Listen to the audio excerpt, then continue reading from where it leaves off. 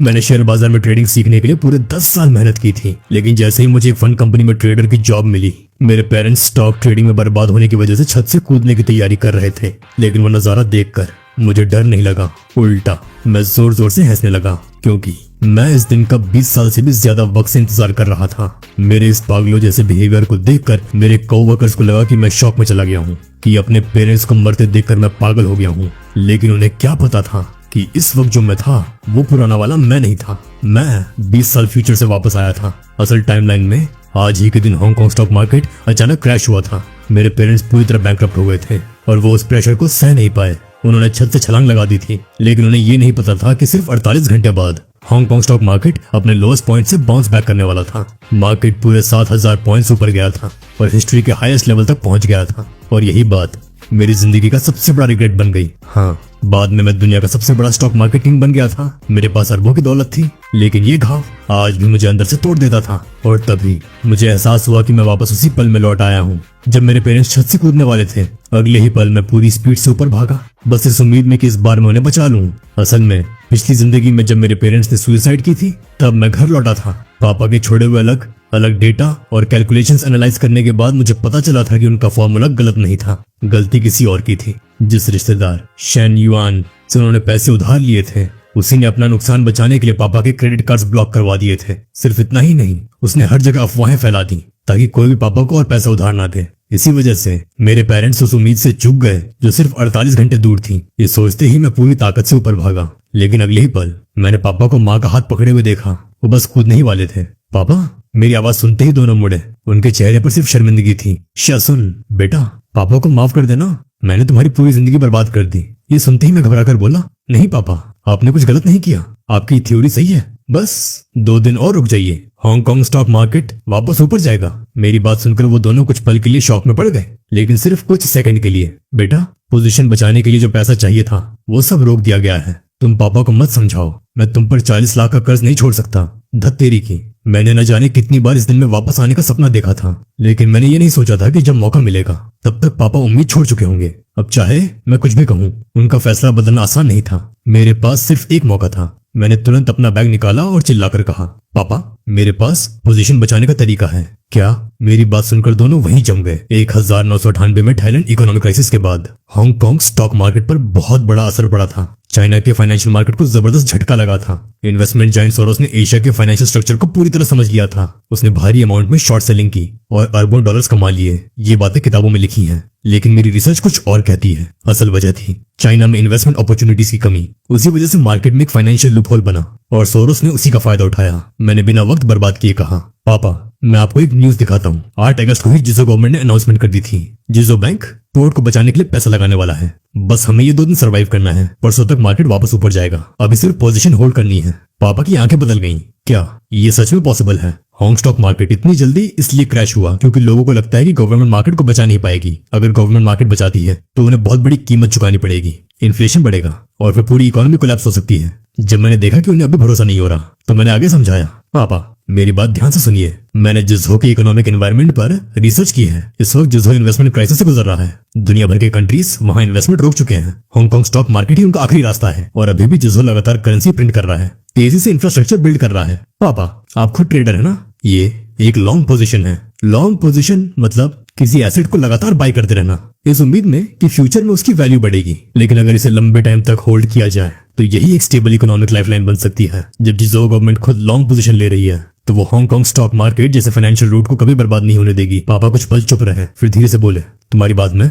दम तो है। आखिर वो पूरी जिंदगी ट्रेडर रहे थे और पहली बार उन्हें लगा कि उनके बेटे की समझ शायद उनके सालों के एक्सपीरियंस से भी आगे निकल चुकी है। फाइनेंस सिर्फ नंबर्स का खेल नहीं होता, वो हमेशा गवर्नमेंट पॉलिसी से जुड़ा होता है। मैंने तुरंत कहा, पापा, आपको ज्यादा टेंशन लेने की जरूरत नहीं है। मैं एक पल रुका, फिर हिम्मत करके बोला, आप जानते हैं ना, आजकल मैं आपके साथ स्टॉक मार्केट एनालाइज करता हूँ। इसी दौरान मैंने एक कंपनी भी ज्वाइन की है। बॉस ने मेरी कैपेबिलिटी देखकर मुझे एक ग्रुप अकाउंट हैंडल करने के लिए दिया है। उस अकाउंट में 45 लाख रुपए हैं। मेरी बात सुनते ही पापा जैसे जम गए। उन्हें समझ आ गया था कि इसका मतलब क्या है। हर securities group board of directors और सिक्योरिटीज रेगुलेटरी कमीशन के कंट्रोल में चलता है और कई बार ये लोग सीक्रेटली ग्रुप अकाउंट्स खोलकर इनसाइडर इन्फॉर्मेशन का इस्तेमाल करते हैं ताकि मार्केट से एक्स्ट्रा प्रॉफिट कमाया जा सके। इसे कहते हैं मार्केट मैनिपुलेशन। लेकिन ऐसा पैसा बेहद सेंसिटिव होता है। गलती हुई तो सब खत्म। पापा घबराकर बोले, पागल हो गए हो क्या? अगर किसी को पता चल गया तो वो तुम्हें मार डालेंगे। लेकिन मैं ये मौका गंवाना नहीं चाहता था। मैंने दांत भींच कर कहा, पापा अगर आप सच में चाहते हैं कि मैं जिंदा रहूं तो मुझे सिर्फ 2 दिन दीजिए। अपना प्राइवेट अकाउंट मुझे दे दीजिए। मैं हारी हुई बाजी पलट दूंगा। क्या ये सच में पॉसिबल है? अब तक पापा का कुल नुकसान 20 लाख था, लेकिन पोजीशन बचाने के लिए 45 लाख और चाहिए थे। अगर ग्रुप का पैसा डूब गया तो मामला सिर्फ पैसों तक सीमित नहीं रहने वाला था। पापा मेरी आंखों में देख रहे थे और उन्हें समझ आ गया था कि मैं मजाक नहीं कर रहा। आखिरकार वो माँ के साथ छत से नीचे उतर आए। फिर कांपते हाथों से उन्होंने अपना प्राइवेट अकाउंट नंबर, पासवर्ड और सारे डॉक्यूमेंट्स मुझे दे दिए। अगर तुम हार गए तो मैं भी तुम्हारे साथ मर जाऊंगा, मैंने ठंडे स्वर में कहा। मैं नहीं हारूंगा। पिछली जिंदगी में मैं फाइनेंशियल वर्ल्ड का अनक्राउंड किंग बन चुका था और मैंने एक बात हमेशा याद रखी थी, फाइनेंशियल मार्केट में मौका सिर्फ एक बार मिलता है। चाहे तुम्हारे पास कितना भी नॉलेज हो या तुम कितने भी कॉन्फिडेंट क्यों ना हो, बस एक गलती और एक पल में सब खत्म। घर, परिवार, जिंदगी सब बर्बाद। शेयर बाजार में काउंटलेस लोग डूब चुके थे। हर किसी को लगता था कि वो जीतेंगे। इस भरोसे में लोगों ने अपना सब कुछ दांव पर लगा दिया। लेकिन आखिर में कितने लोग बचे? मैं बिना रुके आगे बढ़ गया। मेरी पीछे जाती हुई पीठ को देखकर पापा का दिल टूट चुका था। माँ वहीं घुटनों के बल बैठ गई और रोते हुए चिल्लाई, सब तुम्हारी वजह से हुआ है। तुमने हमारे बेटे की जिंदगी दांव पर लगा दी। बुढ़े कमीने। कुछ देर बाद युआन हाउस सिक्योरिटीज ग्रुप में मैं सीधे अपनी डेस्क पर वापस पहुंचा। लीडर एवन ने मुझे लौटते देखा और शौक से घूरने लगा। उसके चेहरे पर साफ लिखा था, ये कूदा नहीं, लाखों का कर्ज डुबो दिया और अब भी कमबैक का सपना देख रहा है। इससे अच्छा तो मर ही जाता। उसके इशारे पर बाकी एम्प्लॉयज वापस अपनी डेस्क पर चले गए, लेकिन एवन की नजर लगातार मुझ पर थी। मैं घबराहट में तेजी से सिस्टम ऑपरेट कर रहा था। उसने मन ही मन सोचा, क्या इसके अकाउंट में अब भी पैसे बचे हैं? डिजिटल स्क्रीन के सामने बैठकर मैंने खुद को काम रहने के लिए मजबूर किया। एक गहरी सांस ली और ग्रुप अकाउंट खोल दिया।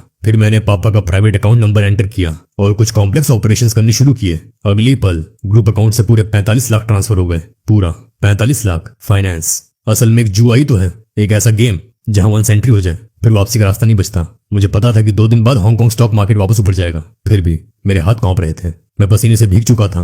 कुछ दूरी पर खड़ा आइवन लगातार मुझे ऑब्जर्व कर रहा था। अपने सालों के सिक्योरिटीज एक्सपीरियंस से उसे यकीन हो गया था कि मैंने फिर से पैसा मार्केट में डाल दिया है। लेकिन मैं रुका नहीं, बिल्कुल भी नहीं। पूरे 10 मिनट तक स्क्रीन को घूरने के बाद मैंने एक बार फिर ग्रुप अकाउंट लॉग इन किया। एवन को कुछ गड़बड़ महसूस हुई। वो धीरे धीरे शेनशन की तरफ बढ़ने लगा। उधर शेनशुन लगातार डिजिटल स्क्रीन को घूर रहा था। तभी उसके दिमाग में एक बेहद खतरनाक आइडिया आया। लेवरेज फाइनेंस गेम की सबसे डेंजरस चीज होती है। जितना ज्यादा लेवरेज उतना बड़ा प्रॉफिट, उतना ही बड़ा रिस्क। अगले ही पल उसने मनी मन फैसला कर लिया, पूरा 4 करोड़ लगा दो।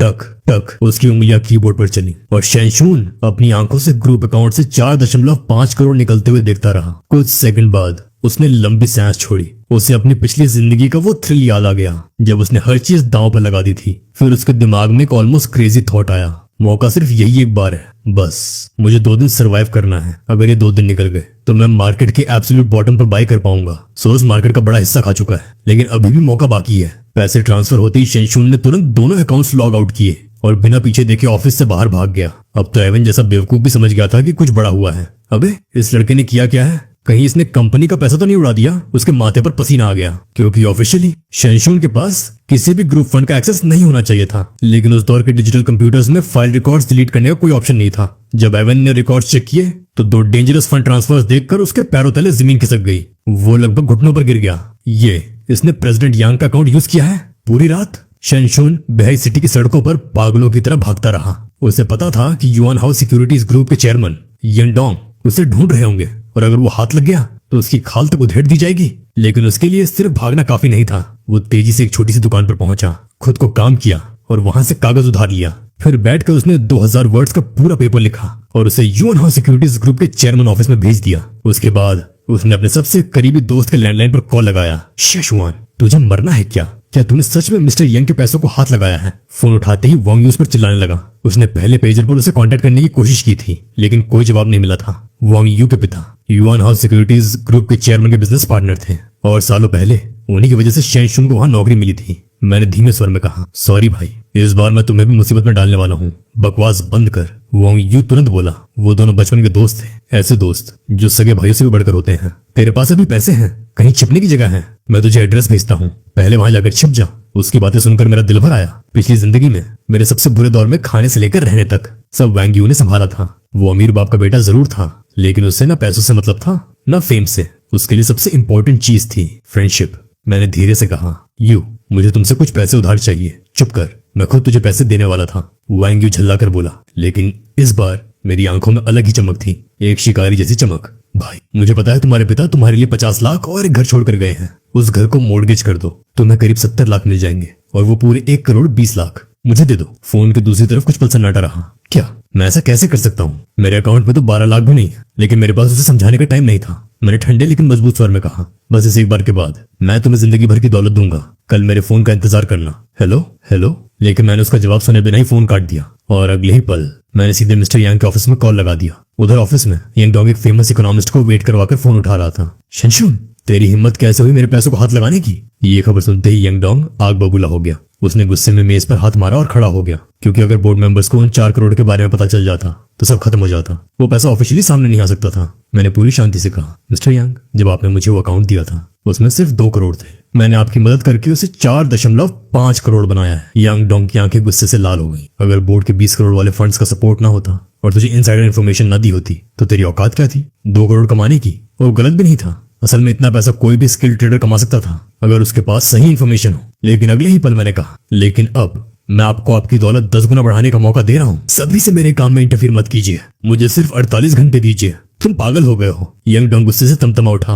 वो सिर पकड़कर कुर्सी पर बैठ गया। हांगकांग स्टॉक्स में पैसा लगाया है तुमने? जापानीज स्टॉक्स में नहीं लगा सकते थे क्या? बेवकूफ कहीं के।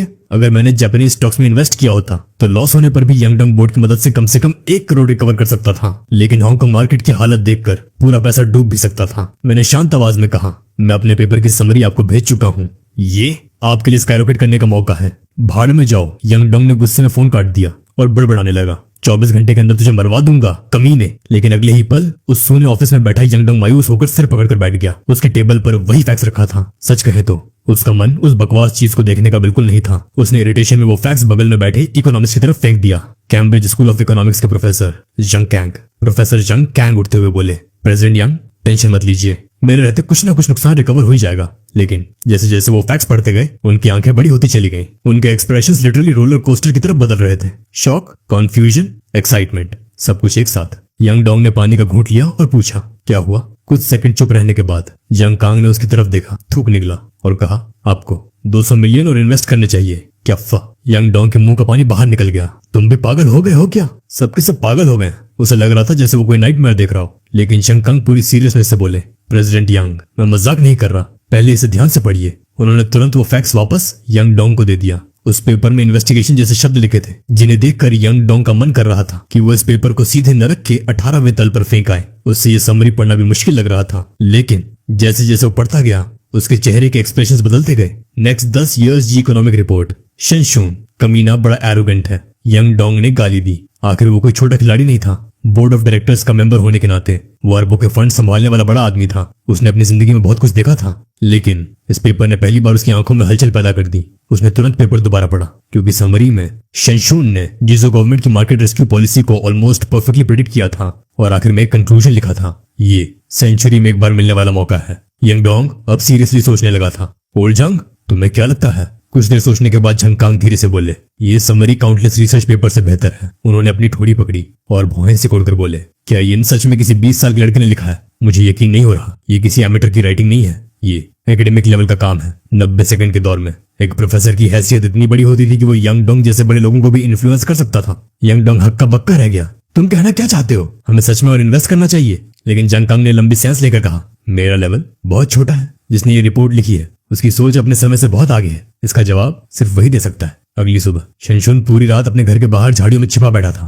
तभी उसे हल्के कदमों की आवाज सुनाई दी। उसने अचानक आंखें खोली। उसके सामने एक मोटा आदमी सोने की चेन पहने हुए 7-8 गुंडों के साथ उसके छोटे से विला की तरफ बढ़ रहा था। सुनो, अंदर जाकर ज्यादा तोड़फोड़ मत करना, बस लोगों को पीटना है और याद रखना घर के पेपर जरूर लेकर आना। शनिवार। उसे देखते ही शनशून की आंखें खून की तरह लाल हो गई। पिछली जिंदगी में पापा की मौत के बाद इसी कमीने ने फेक कॉन्ट्रैक्ट बनाकर उनका विला हड़प लिया था, जबकि असल में उसने सिर्फ 10 लाख उधार दिए थे। लेकिन उस विला की कीमत अकेले 70 लाख से ज्यादा थी। और सबसे बड़ी बात, उस विला की जमीन बेहद वैल्यूएबल कमर्शियल लैंड थी। पापा के मरने के बाद उस जानवर ने उसी जमीन से लाखों कमाए थे। शनशून ने दांत पीसते हुए सोचा, उस कमीने ने पैसे उधार ही इसलिए दिए थे ताकि वो हमारी जमीन हड़प सके। कभी कभी रिश्तेदार अजनबियों से भी कम भरोसेमंद होते हैं। लेकिन फिलहाल शनशून सामने नहीं आ सकता था, क्योंकि उसे अपनी पिछली जिंदगी की एक बात याद थी। शनिवार हमेशा खुद गाड़ी चला कर आता था और उसकी सबसे बड़ी आदत थी, वो किसी पर भरोसा नहीं करता था, अपनी बेटी पर भी नहीं। कंपनी के सारे सील्स और इम्पोर्टेंट डॉक्यूमेंट्स हमेशा कार में ही रहते थे,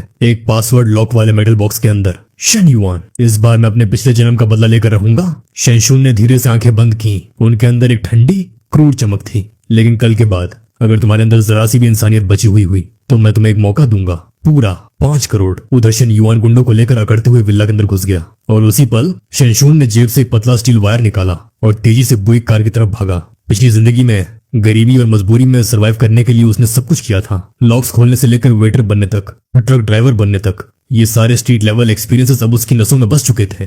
टक, सिर्फ एक स्टील वायर से उसने कार का दरवाजा खोल दिया। अंदर देखते ही उसकी नजर एक आयरन बॉक्स पर पड़ी। Password locked. शेनशून हल्का सा मुस्कुराया, लेकिन तभी उसने देखा कि पीछे वाली सीट पर एक लड़की उसे घूर रही थी। उसकी सांसें एक पल को रुक गईं। वो शेनशियन थी, उसकी कजन, एक बेहद खूबसूरत लंबी लड़की जिसने ग्रीन फ्लोरल ड्रेस पहनी हुई थी। करीब 5-7 हाइट, लंबे बाल जैसे झरना बह रहा हो, आंखें चांद की तरह चमक रही थी और स्किन बिल्कुल दूध जैसी साफ। लेकिन सबसे अलग चीज थी उसकी इनोसेंस। उसके अंदर एक अजीब सी फ्रेशनेस थी। मैंने मजबूरी में ड्राइवर सीट पर बैठते हुए कहा, शांडी मुझे थोड़ा काम है, शायद तुम्हें थोड़ी परेशानी होगी। पहले तो शेनशियान शॉक में रह गई, फिर उसने मुझे धक्का दिया। तुम कर क्या रहे हो? अगर पापा को पता चल गया कि तुम उनकी कार चला रहे हो तो वो तुम्हें मार डालेंगे। बकवास, मैंने नफरत से कहा। उसकी हिम्मत नहीं है मुझे मारने की, वो सिर्फ बड़ी बड़ी बातें करता है। शेनशियान वहीं खड़ी मुझे घूरती रह गई, न जाने क्यों, लेकिन उसे लग रहा था कि आज उसका कजन बदल चुका है। पुराना शेनशून हमेशा चुप रहने वाला लड़का था जिसे सिर्फ फाइनेंस बुक्स की समझ थी, लेकिन आज उसके अंदर कॉन्फिडेंस था,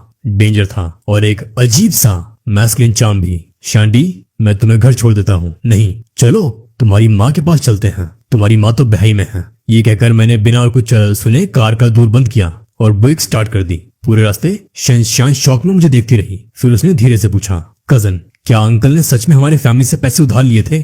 मैंने आयरन बॉक्स पर हाथ मारा। मैं यहाँ पैसा कमाने आया हूँ। इम्पॉसिबल, शेनशियान ने हेल्पलेस होकर कहा। इस पासवर्ड को तो मैं भी क्रैक नहीं कर सकती। लेकिन जैसे ही उसने ये कहा, मैंने कैजुअली हाथ बढ़ाया और एक साथ 4 बटन दबा दिए। टक, आयरन बॉक्स तुरंत खुल गया। तुम्हें ये कैसे पता? वो लिटरली दंग रह गई, लेकिन मैंने उसकी तरफ देखा तक नहीं, बस कार को गैंगची सिटी के आउटस्कर्ट्स की तरफ मोड़ दिया। ये नॉर्मल पासवर्ड नहीं है, ये तभी काम करता है जब कार स्टार्ट हो और सारे बटन्स एक साथ दबाने पड़ते हैं। शेनशियान का मुंह खुला का खुला रह गया। वो शेन युआन की बेटी थी और उससे भी बात नहीं पता थी। मैंने त्योरियां चढ़ाते हुए कहा, बस अब और सवाल नहीं, थोड़ी देर में मैं एक दोस्त से मिलने वाला हूँ। आज तुम मेरे साथ रहोगी, अच्छा खाना खिलाऊंगा, अच्छा पिलाऊंगा, लेकिन जो भी हो ये सब सीक्रेट रहेगा मेरे इस दबंग अंदाज के सामने। शेनशियान हल्का सा सिमट गई और बस चुपचाप मेरा चेहरा देखती रही। कुछ देर बाद गैंगचे सिटी के नए डिस्ट्रिक्ट में एक सुनसान पब्लिक टेलीफोन बूथ के पास मैं रुका। मैंने वैंग यू को कॉल लगाया। यू, उधर क्या सिचुएशन है? तभी पीछे से धीमी आवाज आई, अबे तू फिर यहाँ कॉल करने आ गया? थोड़ा केयरफुल नहीं रह सकता क्या? मैंने पीछे मुड़कर देखा। एक लंबा चौड़ा आदमी बेसबॉल कैप पहने हाथ में बड़ा सा मोबाइल लेकर मेरी तरफ आ रहा था। ये मोबाइल नंबर है? मैं हैरान रह गया। बकवास, वैंग यू झल्लाकर बोला, पापा ने सब सीक्रेट रखने को कहा है। उन्होंने साफ मना किया कि मैं तुझे कुछ भी बताऊं, लेकिन एक बात बता रहा हूँ, ये पैसा स्टॉक मार्केट में मत लगाना। मैंने बिना हिचकिचाए जवाब दिया, मैं तो ये पैसा स्टॉक मार्केट में लगाने वाला हूँ। ये तू पागल हो गया है क्या? वैंग यू ने आंखें फाड़ दी। इतना सब होने के बाद भी फिर से इन्वेस्ट करेगा? वैंग यू बार बार चारों तरफ देखने लगा, फिर वो झुककर धीमी आवाज में बोला, भाई मैं मजाक नहीं कर रहा, मैं इतने पैसे अरेंज नहीं कर सकता। ये पैसा मैंने पापा के अकाउंटेंट से जबरदस्ती निकलवाया है। कुछ दिन मुझे खुद भी छिपना पड़ेगा। कितना है? मैंने तुरंत पूछा। 80 लाख से ऊपर। वैंग यू का चेहरा पीला पड़ चुका था। वो लगभग रोने वाली हालत में बोला, मैंने पापा को स्लीपिंग पिल्स दे दी थी। जब उनकी नींद खुलेगी और उन्हें सब पता चलेगा तो वो मुझे सच में मार डालेंगे। मैं हल्का सा हंसा। तू सच में अच्छा दोस्त है। हालांकि ये अमाउंट मेरी उम्मीद से कम था, लेकिन 80 लाख मिल जाने से मेरी आधी प्लान पूरी हो चुकी थी। और सबसे बड़ी बात, उसके पीछे उसके पापा की मर्सिडीज खड़ी थी। मैंने उसके कंधे पर हाथ रखा और सीधे कार की डिक्की की तरफ बढ़ गया। तुम भाग नहीं सकते, मुझे तुम्हारी एक और मदद चाहिए। क्या भाई, तू सच में चाहता कि मैं मर जाऊं? मेरे पापा मुझे जिंदा नहीं छोड़ेंगे। वैंग यू ने गुस्से में मुझे मुक्का मार दिया, लेकिन मैंने बिना रिएक्ट की डिक्की खोली और अंदर से कैश से भरे 2 ट्रैवल बैग्स बाहर निकाल लिए। फिर ठंडी आवाज में कहा, रिलैक्स, कुछ भी हो जाए तू उनका सगा बेटा है, लेकिन मुझे अभी एक बहुत बड़ा काम करना है। और अगर वो काम हो गया तो हमारे पास इतना पैसा होगा कि पूरी जिंदगी दुनिया घूम कर ऐश करेंगे। हमारे पास सिर्फ 30 घंटे बचे हैं। तुम मेरे लिए कुछ अकाउंटेंट्स ढूंढो, थोड़ा पैसा देकर कोई फेक कंपनी खरीदो और उसके नाम पर डीमेट अकाउंट्स खुलवाओ। आज मैं और कैश अरेंज करूंगा। इस पूरे 1 करोड़ 30 लाख को अलग अलग कंपनीज के अकाउंट्स में डालना है। वही बस मुझे घूरता रह गया। अचानक उसे लगने लगा कि उसका बचपन का दोस्त अब पहले जैसा नहीं रहा। भाई मैं सच बोल रहा हूँ, अगर ये 80 लाख वापस नहीं आए तो मेरे पापा शायद बैंकरप्ट हो जाएंगे। उसकी आवाज कांप रही थी। उसे अपने फैमिली के टूटने का डर था, क्योंकि ये उनका ऑलमोस्ट पूरा कैश रिजर्व था। मैंने उसका हाथ पकड़कर कहा, ऐसा नहीं होगा, चल पहले काम करते हैं। थोड़ी देर में मैं खुद तुम्हारे पापा को कॉल करूंगा और उन्हें एक बड़ा गिफ्ट दूंगा। बहई सिटी, चकविंग विलेज। गोल्ड फ्रेम वाला चश्मा पहने एक अमीर मिडिल एज्ड आदमी पूरे शहर में शेनशून के पेरेंट्स को ढूंढ रहा था। वो था वैंग यू का पिता। काफी खोजने के बाद आखिरकार वो शेन फैमिली के गांव वाले घर पहुंचा। वहां शेनशून के पिता ओल्ड शेन टूट चुके थे और जिस बात ने शेन फैमिली को सबसे ज्यादा तोड़ दिया था वो ये थी कि वैंग यू ने शेन शून के लिए पूरे 80 लाख निकाल लिए थे। हे भगवान, ये हमने क्या पाप कर दिया। शेन की माँ फूट फूट कर रोने लगी। वो लगातार अपने पति के कंधे पर मारते हुए बोल रही थी, मैंने तुम जैसे आदमी से शादी ही क्यों की? अब मैं वैंग फैमिली का सामना कैसे करूंगी? अपने बेटे का सामना कैसे करूंगी? बस करो। वैंग यू के पिता खुद अंदर से टूटे हुए थे, लेकिन फिर भी संभव खुद को संभाले हुए थे। उन्होंने दोनों को शांत करने की कोशिश की, फिर कड़वी हंसी के साथ बोले, मेरे उस जानवर बेटे ने तो अपने बाप को ही दवा खिला दी। मुझे पता था एक दिन ऐसा जरूर होगा। ओल्ड शेन की आंखों से आंसू बह रहे थे। तभी वैंग यू के पिता ने उनकी आंखों में देखते हुए कहा, ओल्ड शेन रोना बंद करो, हम इतने सालों से दोस्त हैं, है ना? लेकिन थोड़ी देर बाद उन्हें कुछ अजीब महसूस हुआ। उन्होंने धीरे से पूछा, तुम्हारा भाई शेन युआन, उसने पुलिस बुला ली है। लगता है उसकी बेटी को भी शाओशुन अपने साथ ले गया है। लेकिन शाओशुन ऐसा लड़का नहीं है जो कोई गलत काम करेगा। फिर उन्होंने गंभीर होकर पूछा, ओल्ड शेन सच बताओ, जो फॉर्मूला तुमने निकाला है क्या वो सच में रिलायबल है? शेन के पिता ने दांत भींचकर कहा, हाँ मुझे पूरा भरोसा है। वैंग यू के पिता ने लंबी सांस छोड़ी। मेरा वो निकम्मा बेटा, काश उसमें शाओशुन की हिम्मत का 10वां हिस्सा भी होता तो मुझे जिंदगी में कभी चिंता नहीं करनी पड़ती। शेन के पिता की तुलना में वैंग यू के पिता मुश्किल हालात में कहीं ज्यादा काम रह सकते थे। कुछ देर झिझकने के बाद उन्होंने धीरे से पूछा, ओल्ड शेन तुम्हें नहीं लगता शाओशुन किसी शौक में है? अभी अभी उस पागल लड़के का फोन आया था। शाओशुन ने मुझसे कहा उसे बस एक दिन का टाइम चाहिए, वो पूरा पैसा वापस कमा सकता है। और उसने ये भी कहा कि मैं थोड़ा ऑयल खरीद लूं क्योंकि जल्दी ही गवर्नमेंट खुद मुझसे पैसे उधार लेने आएगी। क्या तुमने इस खबर के बारे में सुना है? Oil futures. शेन के पिता ने भौहें सिकोड़ ली। 90 सेकंड में अमेरिकन बॉन्ड मार्केट की स्ट्रक्चर को कॉपी करके ऑयल बेस्ड फ्यूचर्स अभी अभी शुरू हुए थे। उन्होंने धीरे से कहा, शाओशुन का मतलब शायद ये है कि वो प्राइवेट फ्यूचर्स मार्केट से कुछ हिस्सा बाहर निकालना चाहता है। खुद को काम रखते हुए उन्होंने आगे कहा, अभी सिर्फ सिस्टम के अंदर वाले लोग ही गवर्नमेंट बॉन्ड्स खरीद सकते हैं, है ना? मेरा अंदाजा है कि सरकार बदले में बड़े स्केल पर गवर्नमेंट बॉन्ड्स इशू करेगी। अगर ऐसा हुआ तो तुम वो बॉन्ड शाओशुन के लिए होल्ड करके रखना या फिर कंपनी क्रेडिट बढ़ाने में इस्तेमाल करना। दोनों ही सिचुएशंस में फायदा है। हे भगवान, क्या सच में ऐसा हो सकता है? वैंग यू के पिता जेन्युइनली शॉक में थे। उन्हें नहीं पता था कि आखिर में चीजें सच में ऐसे ही होंगी या नहीं। लेकिन आखिर एक्सपीरियंस होता है। वो कोई मामूली आदमी नहीं थे। एक रियल एस्टेट कंपनी के सीईओ होने के नाते थोड़े कैश शॉर्टेज से उनका एम्पायर खत्म नहीं होने वाला था। उन्होंने बस अपने उड़ाऊ बेटे को ये बात कभी नहीं बताई थी। कुछ देर बाद वो बोले, ओल्ड शेन मेरे अकाउंट में अभी भी 20 लाख पड़े हैं। मैं सोच रहा था उन्हें तुम्हें बचाने में इस्तेमाल करूं, लेकिन उससे तुम्हारा नुकसान कवर नहीं होगा। उन्होंने लंबी सांस ली। वैसे भी बोर्ड के वो बूढ़े गिद्ध इस बार मुझे नहीं छोड़ेंगे, तो क्यों ना मैं भी ऑयल फ्यूचर्स में हाथ आजमा लूं। अगर सरकार सच में बॉन्ड्स एक्सचेंज करने आई तो कम से कम मेरे पास जवाब देने के लिए कुछ होगा।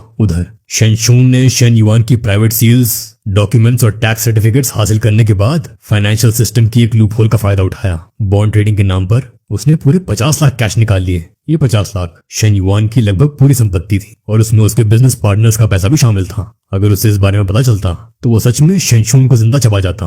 कुछ देर बाद होटल रूम में वैंग यू चुपचाप बैठा शेनशून को ऐसे देख रहा था जैसे वो कोई पागल इंसान हो। तभी शेनशून 2 ट्रैवल बैग्स लेकर वापस आया, कैश से भरे हुए। अब कमरे में कुल 4 बैग्स पड़े थे। वैंग यू ने थूक निकला, हे भगवान, मैंने अपनी पूरी जिंदगी में इतने पैसे कभी नहीं देखे। यहाँ 1 करोड़ से ज्यादा होंगे, है ना? निकम्मे। शेनशून ने उसके सिर पर हल्की चपत मारी, फिर उसने शेनशियान को पानी की बोतल दी। थैंक्स, शेनशियान धीरे से बोली, लेकिन उसकी नजरें लगातार शेनशून पर टिकी थीं। कुछ सेकंड बाद उसने पूछा, ब्रदर क्या ये पैसे सच में मेरे पापा से लिए हैं? हाँ, शेनशून ने बिना हिचकिचाए जवाब दिया, लेकिन टेंशन मत लो, आज के बाद मैं इस पैसे को 10 गुना बढ़ा दूंगा। तुम्हारे पापा इतने खुश होंगे कि खुशी में बिल्डिंग से कूदने का मन करेगा उनका। शाओशुन, क्या तुम सच में ये कर पाओगे? वैंग यू अब भी बिलीव नहीं कर पा रहा था। तुमने खुद कहा था कि तुमने बॉस के अकाउंट से 4.5 करोड़ इन्वेस्ट कर दिए हैं, तो क्यों ना हम भाग जाएं? ये पैसे लेके दुनिया घूमते हैं, ऐश करते हैं। जब पैसे खत्म हो जाएंगे तब वापस आ जाएंगे। तुम चिंता मत करो, मेरे पापा कैपेबल हैं। कुछ सालों में वो पैसा फिर से कमा लेंगे, दफा हो जाओ। इस बार शेनशून की आवाज सख्त थी, उसकी आंखों में एक अजीब सीरियसनेस थी। काफी समय हो गया था उसे ट्रेडिंग किए हुए,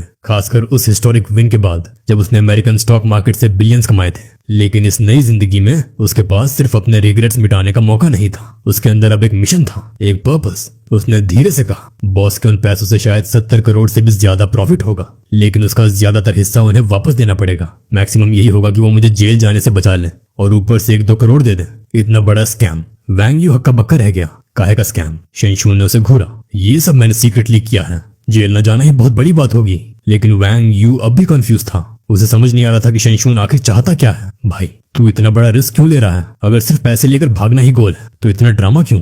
रिस्क बहुत ज्यादा है। शेनशून चुप हो गया, उसके दिमाग में पिछली जिंदगी की यादें घूमने लगी। Soros, financial storm, market collapse. एक ट्रेडर होने के नाते उसने वो सब अपनी आंखों से देखा था और वो मंजर वो कभी नहीं भूल सकता था। काउंटलेस लोग बेरोजगार हो गए थे, हर बिल्डिंग की छत पर मरने के लिए तैयार लोग खड़े थे। हर सिक्योरिटीज ग्रुप की गालियों, चीखों और टूटे हुए लोगों की आवाजों से गूंज रहा था। असल में काशू गवर्नमेंट की मदद बस आने ही वाली थी, लेकिन उस वक्त हांगकांग स्टॉक मार्केट ही पूरा फाइनेंशियल एग्जिट रूट था और इसलिए उसका बचना बेहद जरूरी था, क्योंकि फॉरेन पावर्स की जेब में जाने वाला एक भी युआन हजारों लोगों को बेरोजगार कर सकता था या उन्हें बिल्डिंग से कूदने पर मजबूर। शौशुन, बस बता क्या करना है। वैंग यू पीछे गिरते हुए सीधे बेड पर लेट गया, फिर बेफिक्री से अंगड़ाई लेते हुए बोला, मैंने लोगों का इंतजाम कर लिया है, 7 कंपनीज रेडी हैं, कोई प्रॉब्लम नहीं। शनशुन ने धीरे से शनशियान की तरफ देखा। दी, मुझे याद है तुमने फाइनेंशियल मैनेजमेंट पढ़ा है, सही? हाँ, थोड़ी बहुत। शनशुन ने अपनी गर्दन घुमाई। उसकी आंखों में एक ठंडी डेंजरस चमक थी। 8 घंटे बाद एक foreign capital force Hong Kong stock market पर हमला करेगी। हमें बस उनका कैश फ्लो ट्रैक करना है और मार्केट के सबसे बॉटम पॉइंट पर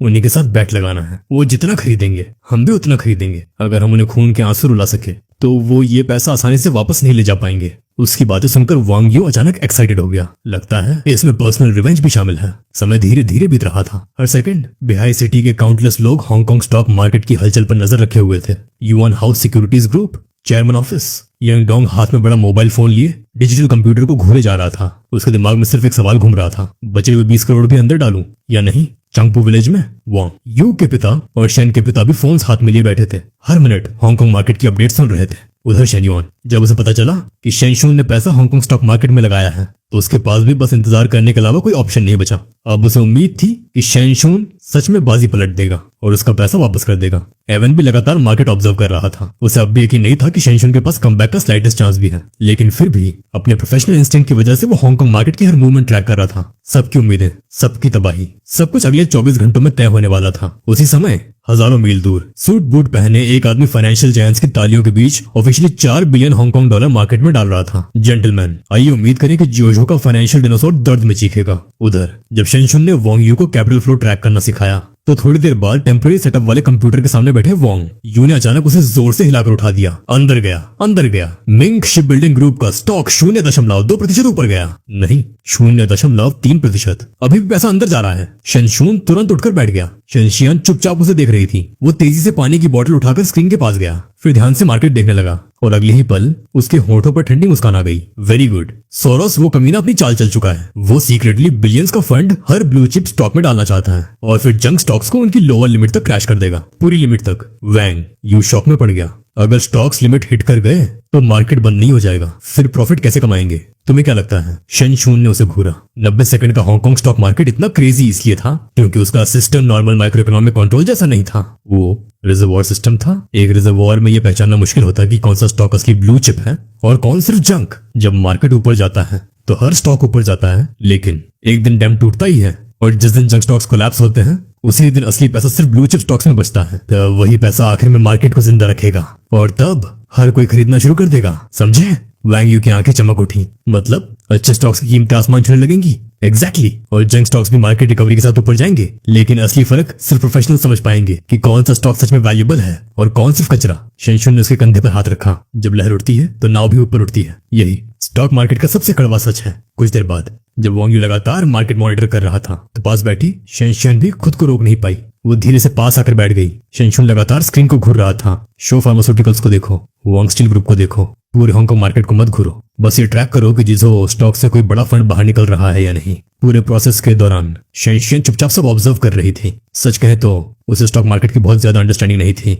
लेकिन एक बात बेहद अजीब थी। अब तक शेनशुन दर्जनों कंपनी नेम्स बोल चुका था और बाहर से देखने पर यह पहचानना ऑलमोस्ट इम्पॉसिबल था कि कौन ब्लू चिप स्टॉक है और कौन जंक स्टॉक। लेकिन हर बार शेनशुन बड़े एक्यूरेटली एबनॉर्मल कैपिटल फ्लो पकड़ लेता था और तुरंत उसे रिकॉर्ड कर लेता था। अचानक उसकी आंखें चमक उठी। बहुत बढ़िया, दुश्मन की स्ट्रेटेजी कमाल की है। उसने तुरंत वांग यू से कहा, यू उन 7 कंपनी से पैसा ट्रांसफर करो, एवरेज 1.5 पॉइंट कट रखो, तुम अकाउंट संभालो और हमारी ब्लू चिप स्टॉक लिस्ट के हिसाब से एक एक करके खरीदना शुरू करो। वैंग यू थोड़ा घबरा गया। ऐसे करेंगे तो पकड़े नहीं जाएंगे क्या? पकड़े जाएंगे खाक। शेनशुन ने उसके सिर के पीछे हल्की चपत मारी। उनके पास बिलियंस हैं, हमारे पास मुश्किल से 1 करोड़ कुछ लाख। तुम्हें क्या लगता है हर कोई कैलकुलेटर लेकर बैठा है क्या? इतना कौन नोटिस करेगा? लेकिन तभी वैंग यू ने एक डेंजरस सवाल पूछ दिया। तुमने बॉस वाले 4 करोड़ आखिर लगाए कहाँ हैं? कुछ सेकंड के लिए शेनशुन के चेहरे पर एक रहस्यमयी मुस्कान आ गई, ठंडी, खतरनाक। उसने धीरे से फुसफुसाया, जब उसके साथ कुछ होगा तब तुम लोगों को पता चल जाएगा। वैंग यू के जाने के बाद शेनशियान फोन पर लगातार अकाउंट्स मैनेज कर रही थी, लेकिन वो क्लियरली नर्वस लग रही थी। शेनशुन उसके पास जाकर बोला, शियान डी, आप ये सब संभाल लोगी? बेड के किनारे बैठी शेंशियान ने अपने खूबसूरत पैर आराम से बाहर निकाले हुए थे। दोनों के बीच मुश्किल से 10 सेंटीमीटर का गैप था। उसकी हल्की खुशबू शेंशुन तक आ रही थी और पहली बार शेंशियान सच में उसे ध्यान से देखने लगा और एक पल के लिए रुक गया। मैंने पहले कभी नोटिस क्यों नहीं किया, ये सच में बहुत खूबसूरत है। कुछ कहा? शेंशियान ने उसकी तरफ देखा, फिर उसने एक फोल्डेड पेपर उसकी तरफ बढ़ाया। हो गया। अब शौक होने की बारी शेंशुन की थी। उसकी पूरी प्लान के मुताबिक मैक्सिमम प्रॉफिट निकालने के लिए उसे 20 अलग अलग स्टॉक्स में इन्वेस्ट करना था और मार्केट के हर रियल टाइम चेंज के हिसाब से इन्वेस्टमेंट्स एडजस्ट करने थे। इसे कहते हैं रेवेन्यू मॉडल। लेकिन इतने कॉम्प्लेक्स कैलकुलेशंस करना बेहद मुश्किल था। किस स्टॉक में ज्यादा पैसा डालना चाहिए, किस में कम, किस में ज्यादा रिस्क है और किस में कम इन्वेस्टमेंट का कोई फायदा नहीं। ये सिर्फ फॉर्मूलाज नहीं थे, इसके लिए चाहिए होती है गहरी अंडरस्टैंडिंग, एक्सपीरियंस और सबसे इंपॉर्टेंट थिंकिंग पावर, यानी इंसानी दिमाग की कैलकुलेशन कैपेसिटी। एक जीनियस ट्रेडर कम समय में पूरे स्टॉक मार्केट के उतार चढ़ाव का अंदाजा लगा सकता है और इस वक्त शेंशियन के दिए हुए उसी पेपर को शौक में देख रहा था। शेंशियन उस पेपर को लगातार ध्यान से देख रहा था। अचानक उसे कुछ याद आया। उसने शेंशियन की तरफ देखा। तुम्हारे पापा तुम्हें बाहर लोगों से मिलने नहीं देते, है ना? शेंशियन ने धीरे से सिर हिला दिया। मुझे याद है, तुम्हारे पापा को बिजनेस में बहुत बड़ा नुकसान हुआ था और फिर तुमने ही फाइनेंशियल मैनेजमेंट के जरिए पूरा पैसा वापस कमाया था। ये सुनते ही शेंशियन एक पल को रुक गई, फिर हल्का सा शर्माते हुए सिर झुका दिया और उसी पल शेंशियन के अंदर एक्साइटमेंट की लहर दौड़ गई। तो ये बात है, उसने कभी सोचा भी नहीं था कि उसके बिल्कुल पास एक असली जीनियस बैठी है। शेंशियन की एबिलिटी आखिर थी क्या? टॉप लेवल थिंकिंग पावर, ऐसी कैलकुलेशन एबिलिटी जो ऑलमोस्ट सुपर कंप्यूटर जैसी प्रेडिक्शन कर सके। अगर ऐसी टैलेंट स्टॉक मार्केट में इस्तेमाल हो जाए तो नतीजे डरावने हो सकते थे। सैकड़ों करोड़, हजारों करोड़ कमाना भी मुश्किल नहीं रहता। शेंशुन ने अपने एक्साइटमेंट को दबाया, फिर शांत स्वर में बोला, ठीक है, अब काम रहो। मैं युआन हाउस सिक्योरिटीज ग्रुप के बॉस से कांटेक्ट करता हूँ। अब समय आ गया है कि वो अपना काम पूरा करे। लेकिन शेंशन के चेहरे पर कोई एक्सप्रेशन ही नजर नहीं आया। उसे अंदाजा तक नहीं था कि उसकी खुद की एबिलिटी कितनी टेरिफाइंग है। अगले ही पल शेंशन ने वोंग्यू को बड़ा मोबाइल उठाया और यंगडोंग को कॉल लगाया। उधर यंगडोंग उलझन में फोन उठाते हुए बोला, शेंशन तुम हो ना? हेलो, तुम्हारे अकाउंट में अभी भी पैसा बचा है ना? शेंशन ने बिना हिचकिचाए जवाब दिया, हाँ। यंगडोंग को सेकंड के लिए बिल्कुल साइलेंट हो गया। उसे 40 घंटे पहले का वो वक्त याद आया जब शेंशन सिर्फ उसका एक छोटा एम्प्लॉय था, एक पॉन। लेकिन अब उसकी किस्मत खुद शेंशन से जुड़ चुकी थी। और सिर्फ इतना ही नहीं, अब वो एक ऐसा इकोनॉमिक्स जीनियस बन चुका था जिसकी तारीफ जांग कांग जैसा प्रोफेसर भी कर रहा था। यंगडोंग हकलाते हुए बोला, तुम आखिर करना क्या चाहते हो? क्या आप भी मेरे पैसे हड़पना चाहते हो? शेंशन की आवाज ठंडी और स्टडी थी। अगले आधे घंटे में एक बड़ी अमाउंट चिन माइनिंग ग्रुप में डाली जाएगी। मैं चाहता हूँ कि तुम अपना पूरा पैसा उसी में डाल दो। ये कहते हुए उसके चेहरे पर एक रहस्यमय मुस्कान आ गई। इससे वो लोग 1 बिलियन से भी ज्यादा प्रॉफिट कमाएंगे। 1 बिलियन। यंगडोंग शॉक में पड़ गया। वो लोग कौन है? लेकिन जवाब देने के बजाय शेंशुन ने फोन काट दिया। यंगडोंग पूरी तरह कॉन्फ्यूज रह गया। पास खड़े प्रोफेसर जंगकांग ने यह सब नोटिस कर लिया था। जब यंगडोंग ने उन्हें बात बताई तो उनका चेहरा अचानक सफेद पड़ गया। फिर वो अचानक खड़े हो गए। तो ये बात है, मुझे समझ ही नहीं आया था। हमारे स्टॉक मार्केट में एक और हिडन फंड मौजूद है। उनकी आंखों में एक्साइटमेंट भर चुका था। उन्होंने यंगडोंग को पकड़कर कंप्यूटर के पास खींचा। सीईओ यंग, अभी भी नहीं समझे? इस बार हांगकांग स्टॉक मार्केट का क्रैश और फिर रिकवरी, सब कुछ फॉरेन फंड से जुड़ा हुआ है। यही फॉरेन कैपिटल हमारे मार्केट को लूट रही है और यही मार्केट को डिस्ट्रॉय भी कर रही है। यंगडोंग का दिमाग घूमने लगा। लेकिन जंगकांग की एक्सप्लेनेशन सुनने के बाद उसे आखिरकार कुछ समझ आने लगा और जब सच्चाई समझ आई तो वो और भी गहरे शॉक में चला गया। अगर जंगकांग की थ्योरी सही थी तो इसका मतलब था शेंशुन जो कुछ कर रहा था वो सिर्फ अपने पेरेंट्स या खुद के लिए नहीं था। वो हांगकांग मार्केट को बचाने की कोशिश कर रहा था। वो दुश्मनों से जितना हो सके नुकसान रिकवर करके पैसा वापस अपने लोगों के हाथों में रखना चाहता था। प्रोफेसर जंगकांग एक्साइटमेंट में लगभग कांप रहे थे। हमारे देश में हमेशा एक्स्ट्राऑर्डिनरी टैलेंट्स पैदा होते रहे हैं। ऐसा नौजवान हांगकांग की किस्मत है। फिर वो जल्दी से बोले, सीईओ यंग, ये शेंशुन आखिर किस डिस्ट्रिक्ट का है? मैं अभी लोगों को भेजता हूँ। नहीं, मैं खुद फोन करता हूँ। उसे हांगकांग इकोनॉमिक डिपार्टमेंट में हाई पोजीशन दिलानी होगी। लेकिन यंगडोंग अब भी शॉक में था। कुछ सेकंड बाद उसे याद आया, वो हांगकांग का नहीं है, वो मेनलैंड चाइना से आया है, शायद बिहाई से। उधर होटल रूम में शेंशुन लगातार काम करते हुए सक्सेसफुली 1 करोड़ से ज्यादा फंड्स अलग अलग ब्लू चिप स्टॉक्स में डिस्ट्रीब्यूट कर चुका था। उसी समय एक प्राइवेट ग्रुप अकाउंट ने भी पूरे 20 करोड़ चिन माइनिंग ग्रुप में डाल दिए। स्क्रीन के सामने बैठा वैंग यू हैरानी से बोला, तुमने बॉस का पूरा पैसा इसी ग्रुप में क्यों लगवाया? क्या तुम उनके किसी टॉप एग्जीक्यूटिव को जानते हो? शेंशुन ने सिर हिला दिया। नहीं। तो फिर? वांग ये पूरी तरह कंफ्यूज था क्योंकि इस मूव के बाद चिन माइनिंग ग्रुप इस क्राइसिस का सबसे बड़ा विनर बनने वाला था। और सबसे अजीब बात, उनका शेंशुन से कोई कनेक्शन तक नहीं था।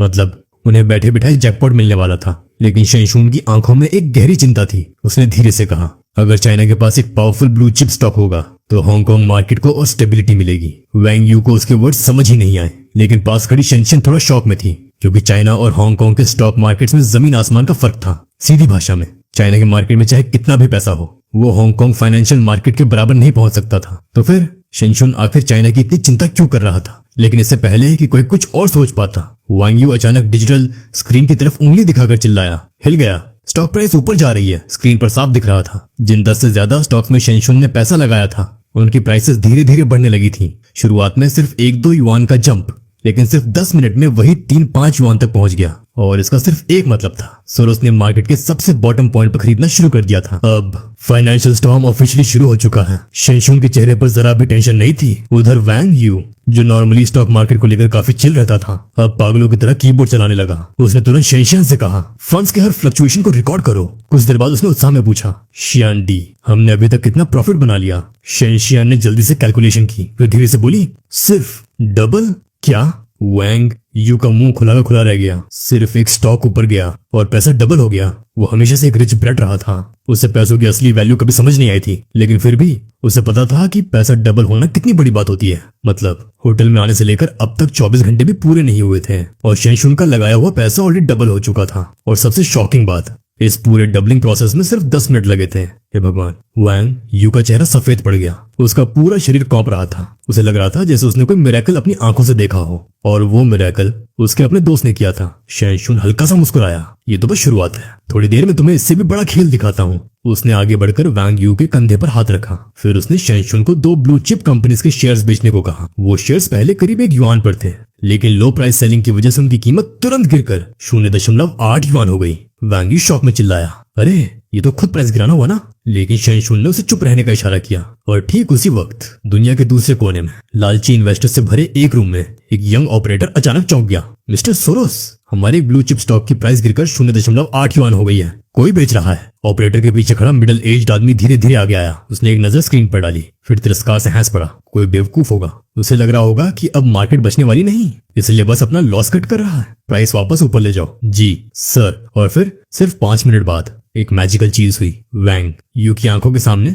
जो स्टॉक अभी 0.8 युआन तक गिरा था, वो वापस 1-2 युआन तक पहुंच गया। और जिस स्पीड से ऊपर जा रहा था, लग रहा था कि अभी और उछलेगा। ये आखिर हो क्या रहा है? वैंग यू ऑलमोस्ट चिल्ला पड़ा, लेकिन शेनशुन के चेहरे पर बस एक रहस्यमयी मुस्कान थी। उसने शेनशुन की तरफ देखा। शेनशी, आपको पता है ये क्या हो रहा है? शेनशुन कुछ सेकंड सोचती रही, फिर बोली, स्टॉक मार्केट ने गलती की है। रॉन्ग। शेनशुन की आंखों में सुनहरी चमक आ गई। स्टॉक मार्केट आखिर में सिर्फ इंसानों का गेम है, और वो बूढ़ा कमीना सोरोस सबसे सस्ते दाम पर बाय करके अमीर बनना चाहता है। जिन ब्लू चिप स्टॉक्स से उसे सबसे ज्यादा उम्मीद है, वो उन्हें हर हाल में खरीदेगा। फिर उसने स्क्रीन की तरफ इशारा किया। उसे समझ आ गया है कि हम जैसे छोटे इन्वेस्टर्स के पास अभी भी स्टॉक्स बचे हैं, इसलिए वो जानबूझकर प्राइस ऊपर पुश कर रहा है ताकि लोग डरकर अपना नुकसान रोकने के लिए स्टॉक्स बेचते रहें। तो अब क्या करें? वैंग यू परेशान हो गया। अगर ऐसा चलता रहा तो हम और नुकसान करेंगे। ऑलरेडी थोड़ा लॉस हो चुका है। लेकिन शेनशुन बस बेरुखी से मुस्कुराया, बेचते रहो, इस बार प्राइस सीधे 1 युआन तक गिरा दो। कुछ मिनट बाद सोरोस के रूम में यंग ऑपरेटर फिर शॉक में पड़ गया,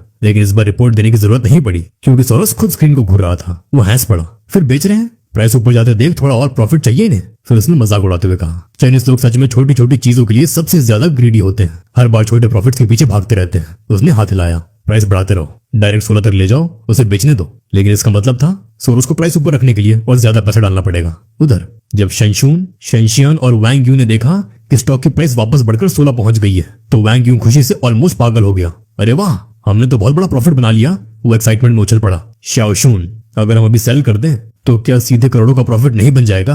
इस वक्त वैंग यू सच में पागल होने वाला था। बस इस बाइंग सेलिंग के खेल में उन्होंने करोड़ों का प्रॉफिट बना लिया था। और सबसे डरावनी बात ये थी, उन्होंने प्रैक्टिकली कुछ किया ही नहीं था। बस कंप्यूटर स्क्रीन देखी, कुछ कमांड्स दिए और पैसा सीधे उनकी जेब में आने लगा। ये 90 सेकंड का दौर था। उस समय 1 करोड़ का मतलब क्या होता था? वैंग यू का फैमिली पहले से रिच था, लेकिन उनके लिए भी टॉप क्लास मर्सिडीज की कीमत मुश्किल से 10 लाख होती थी। अगर उस दौर के चाइना में किसी के पास 1 करोड़ हो तो वो 500 युआन वाले न जाने कितने घर खरीद सकता था। लेकिन इस पूरे खेल का मास्टरमाइंड शेनशुन बस रहस्यमयी तरीके से मुस्कुरा रहा था। उसने शेनशियान की तरफ देखा। शेंडी, आपको क्या लगता है इस वक्त मैक्सिमम प्रॉफिट कमाने के लिए क्या करना चाहिए? शेनशियान पर अचानक प्रेशर आ गया। उसने तुरंत नोटबुक पर कैलकुलेशन शुरू की। कुछ सेकंड बाद वो बोली, स्टॉक प्राइस 16 तक पहुंच चुकी है। अब बाहर के छोटे इन्वेस्टर्स को खबर मिल जाएगी, वो लोग डरकर स्टॉक्स बेचना शुरू करेंगे ताकि अपना नुकसान बचा सकें, और हम उसी मौके का फायदा उठाकर उन सारे स्टॉक्स को वापस बाय कर लेंगे। शेनशुन ने हल्का सा सिर हिलाया। अच्छा जवाब, लेकिन यही अकेला जवाब नहीं है, सही भी और गलत भी। इस वक्त उसकी आंखें भूखे भेड़िए जैसी लग रही थी। वो बेरहमी से कंप्यूटर स्क्रीन को घूर रहा था। फिर उसने कोल्ड टोन में आदेश दिया, मेरे इंस्ट्रक्शंस फॉलो करो, बाकी सारे स्टॉक्स के साथ भी यही करेंगे, उनकी प्राइसेस भी ऊपर चढ़ाएंगे। ये सुनते ही शेनशान कंफ्यूज हो गई। उसे समझ नहीं आया कि शेनशुन आखिर करना क्या चाहता है। उधर वैंग यू का दिल बैठ गया। ये तो ऑलरेडी डबल प्रॉफिट है, अगर तू बार बार ऐसा करेगा तो सारा प्रॉफिट प्राइस पंप करने में ही खत्म नहीं हो जाएगा। लेकिन उसी समय दुनिया की दूसरी तरफ सोरोस के ऑफिस में वो जोर जोर से हंस रहा था। चाइनीज ड्वार्फ्स, लगता है इन्हें भी खबर मिल गई है, अब सब लोग पैनिक सेलिंग शुरू कर रहे हैं। अच्छा है, करने दो, वो जितना बेचेंगे हम उतना खरीदेंगे, और इस ड्रामा को खत्म करने के लिए प्राइस सीधे 20 युआन तक ले जाओ ताकि वो बिना सोचे अपना सब कुछ बेच दे। इस वक्त सोरोस का कॉन्फिडेंस आसमान छू रहा था। एक फाइनेंशियल एक्सपर्ट होने के नाते वो मार्केट इंडिकेटर्स के पीछे छिपी इमोशंस को अच्छे से पढ़ सकता था। उसे साफ दिख रहा था कि छोटे इन्वेस्टर्स डरकर अपने लॉसेस कट कर रहे हैं, और इसलिए वो जानबूझकर प्राइस ऊपर पुश कर रहा था ताकि लोग हेजिटेशन छोड़कर अपने सारे शेयर्स बेच दें। और हुआ भी बिल्कुल वैसा ही। 20 मिनट बाद यंग ऑपरेटर लगातार पैसा डालता रहा और आखिर में करीब 5 करोड़ के शेयर्स खरीद लिए गए। उधर होटल रूम में वांग यू की आंखें फटी की फटी रह गई। वो अचानक शेनशुन को पकड़कर बोला, बस करो, 3 गुना हो गया है, चलो अब निकलते हैं। 1 घंटे से भी कम टाइम में 3 गुना प्रॉफिट। लेकिन शेनशुन अच्छी तरह जानता था कि अगर वो अभी अपने बाकी शेयर्स बेच दे तो इस डील से सीधे 5 करोड़ प्रॉफिट बना सकता है। उस पैसे से वो सारा कर्ज चुका देता, और अगर 2 करोड़ भी बच जाते तो मेनलैंड चाइना में प्रॉपर्टीज खरीद कर 20 साल से कम में वो अरबपति बन सकता था। बिना कोई रिस्क लिए सिर्फ रेंट इनकम से भी उसकी जिंदगी सेट हो जाती। लेकिन सबकी उम्मीद भरी नजरों के बीच शेनशुन के चेहरे पर कोई इमोशन नहीं था। उसने ठंडी आवाज में कहा, श्यान डी, सारा पैसा चिन माइनिंग ग्रुप में डाल दो, उसके शेयर प्राइस को 3 से 5 तक पुश करो। क्या? वैंग शौक में चिल्लाया, शियाओशुन तू पागल हो गया है क्या? इतना पैसा कमाने के बाद भी तू सब सिर्फ चिन माइनिंग ग्रुप को ऊपर उठाने में लगा देगा?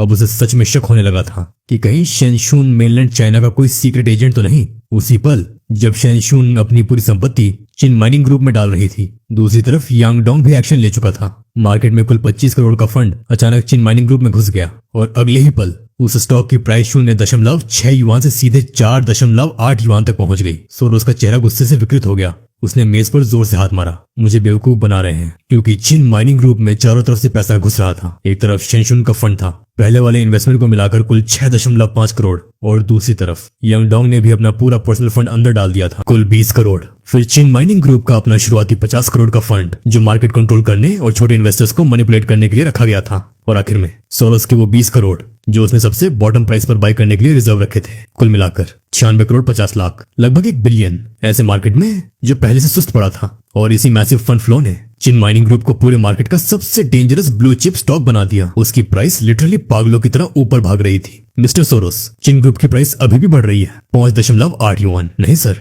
अब 6 युआन। सर, ये स्टॉक ऑलरेडी 10 गुना ऊपर जा चुका है। अगर हमने अभी प्रॉफिट नहीं लिया तो बहुत बड़ा नुकसान हो जाएगा। धड़ाम, सोरोस ने गुस्से में मेज पर हाथ दे मारा। असल में उसकी स्ट्रेटेजी इंटरकनेक्टेड थी। वो अलग अलग ब्लू चिप स्टॉक्स में बिलियंस डालकर हांगकांग मार्केट से सैकड़ों अरबों का प्रॉफिट निकालना चाहता था। इसलिए उसने हर बड़े स्टॉक में पैसा स्प्रेड किया था। लेकिन उदाहरण के लिए चिन माइनिंग ग्रुप में टोटल फंड करीब 1 बिलियन था, और उसमें उसका हिस्सा सिर्फ 20 करोड़ था। मतलब प्राइस भले 10 गुना ऊपर चली जाए, लेकिन सबसे बड़ा प्रॉफिट किसी और की जेब में जा रहा था। और यही बात पूरी स्ट्रेटेजी को बर्बाद कर रही थी। उसी पल दूसरे कई स्टॉक्स भी तेजी से ऊपर उठने लगे। मिस्टर सोरोस, दूसरे स्टॉक्स की प्राइसेस भी जंप कर रही हैं। सिचुएशन कंट्रोल से बाहर जा रही है। हैंग सेंग इंडेक्स 3500 क्रॉस कर चुका है। पूरे ऑफिस में कीबोर्ड की आवाजें गूंज रही थी, और उसी पल सोरोस को साफ एहसास हो गया, मैं फंस चुका हूँ, और बहुत बुरी तरह। उसने मन ही मन दोहराया, चिन माइनिंग ग्रुप। उसका चेहरा गुस्से से लाल हो गया। उसे यकीन नहीं हो रहा था कि दुनिया में कोई ऐसा भी है जो स्टॉक मार्केट को उसकी तरह समझता हो, शायद उससे भी बेहतर। उस आदमी ने छोटे इन्वेस्टर होने का नाटक किया, मेरी चाल समझ ली और मुझे मेरी ट्रैप में फंसा दिया। कुछ पल के लिए उसका सिर घूम गया। वो आदमी जिसने 70 सेकंड में ब्रिटेन की इकोनॉमी हिला दी थी, 80 सेकंड में एशिया के 4 टाइगर से अरबों कमाए थे, वो पहली बार किसी से मात खा रहा था। और सबसे ह्यूमिलेटिंग बात, उसे हराने वाला कोई बड़ा इन्वेस्टर नहीं बल्कि एक यंग ट्रेडर था। सोरोस धीरे से बुदबुदाया, अगर वो ये सब समझ सकता है तो वो भी किसी भी देश के स्टॉक मार्केट को लूट सकता है। लेकिन उसने ऐसा क्यों किया, ये बात उसकी समझ से बाहर थी। आखिरकार उसने गहरी सांस ली और शांत आवाज में कहा, सेल एवरीथिंग। फिर ऑपरेटर की तरफ देखे बिना बोला, और मेरे लिए कॉल लगाओ, जिजो से पूछो चिन माइनिंग ग्रुप का ट्रेडर आखिर है कौन। उधर होटल रूम में तीनों के एक्सप्रेशंस बिल्कुल अलग थे। वैंग यू थोड़ा डिप्रेस था, क्योंकि उसके हिसाब से शेनशुन ने अभी अभी लगभग 5 करोड़ का गारंटीड प्रॉफिट छोड़ दिया था। ऐसा पैसा जिसमें प्रैक्टिकली कोई रिस्क नहीं था। लेकिन शेनशुन बेहद शांत था। एक हाथ से वो शेनशियान के सिर पर हल्के से हाथ फेर रहा था, और दूसरे हाथ से उसे स्टॉक मार्केट के प्रिंसिपल समझा रहा था। उधर शेनशियान खुद परेशान थी। उसे समझ नहीं आ रहा था कि उसका एक कजन अचानक इतना मैच्योर कैसे हो गया। वो हर बात ऐसे समझा रहा था जैसे कोई एक्सपीरियंस मेंटोर हो, और उसके बताए हुए थ्योरीज ट्रेडिशनल इकोनॉमिक्स की आधी किताबों को झूठा साबित कर रहे थे। कुछ देर बाद शेनशुन ने टीवी ऑन किया। हांगकांग के बिजनेस चैनल पर एक हैंडसम एंकर पसीने में भीगा हुआ चिल्ला रहा था, एक्साइटेड सिटीजंस। सिर्फ 1.5 घंटे के मार्केट फ्लक्चुएशन के बाद Hong Kong Hang Seng index 4000 points पार कर चुका है। उसी समय चंगपू विलेज में शेन के पिता और वैंग यू के पिता भी रेडियो पर अपडेट सुन रहे थे। जिसो गवर्नमेंट ने ऑफिशियल अनाउंसमेंट जारी की है।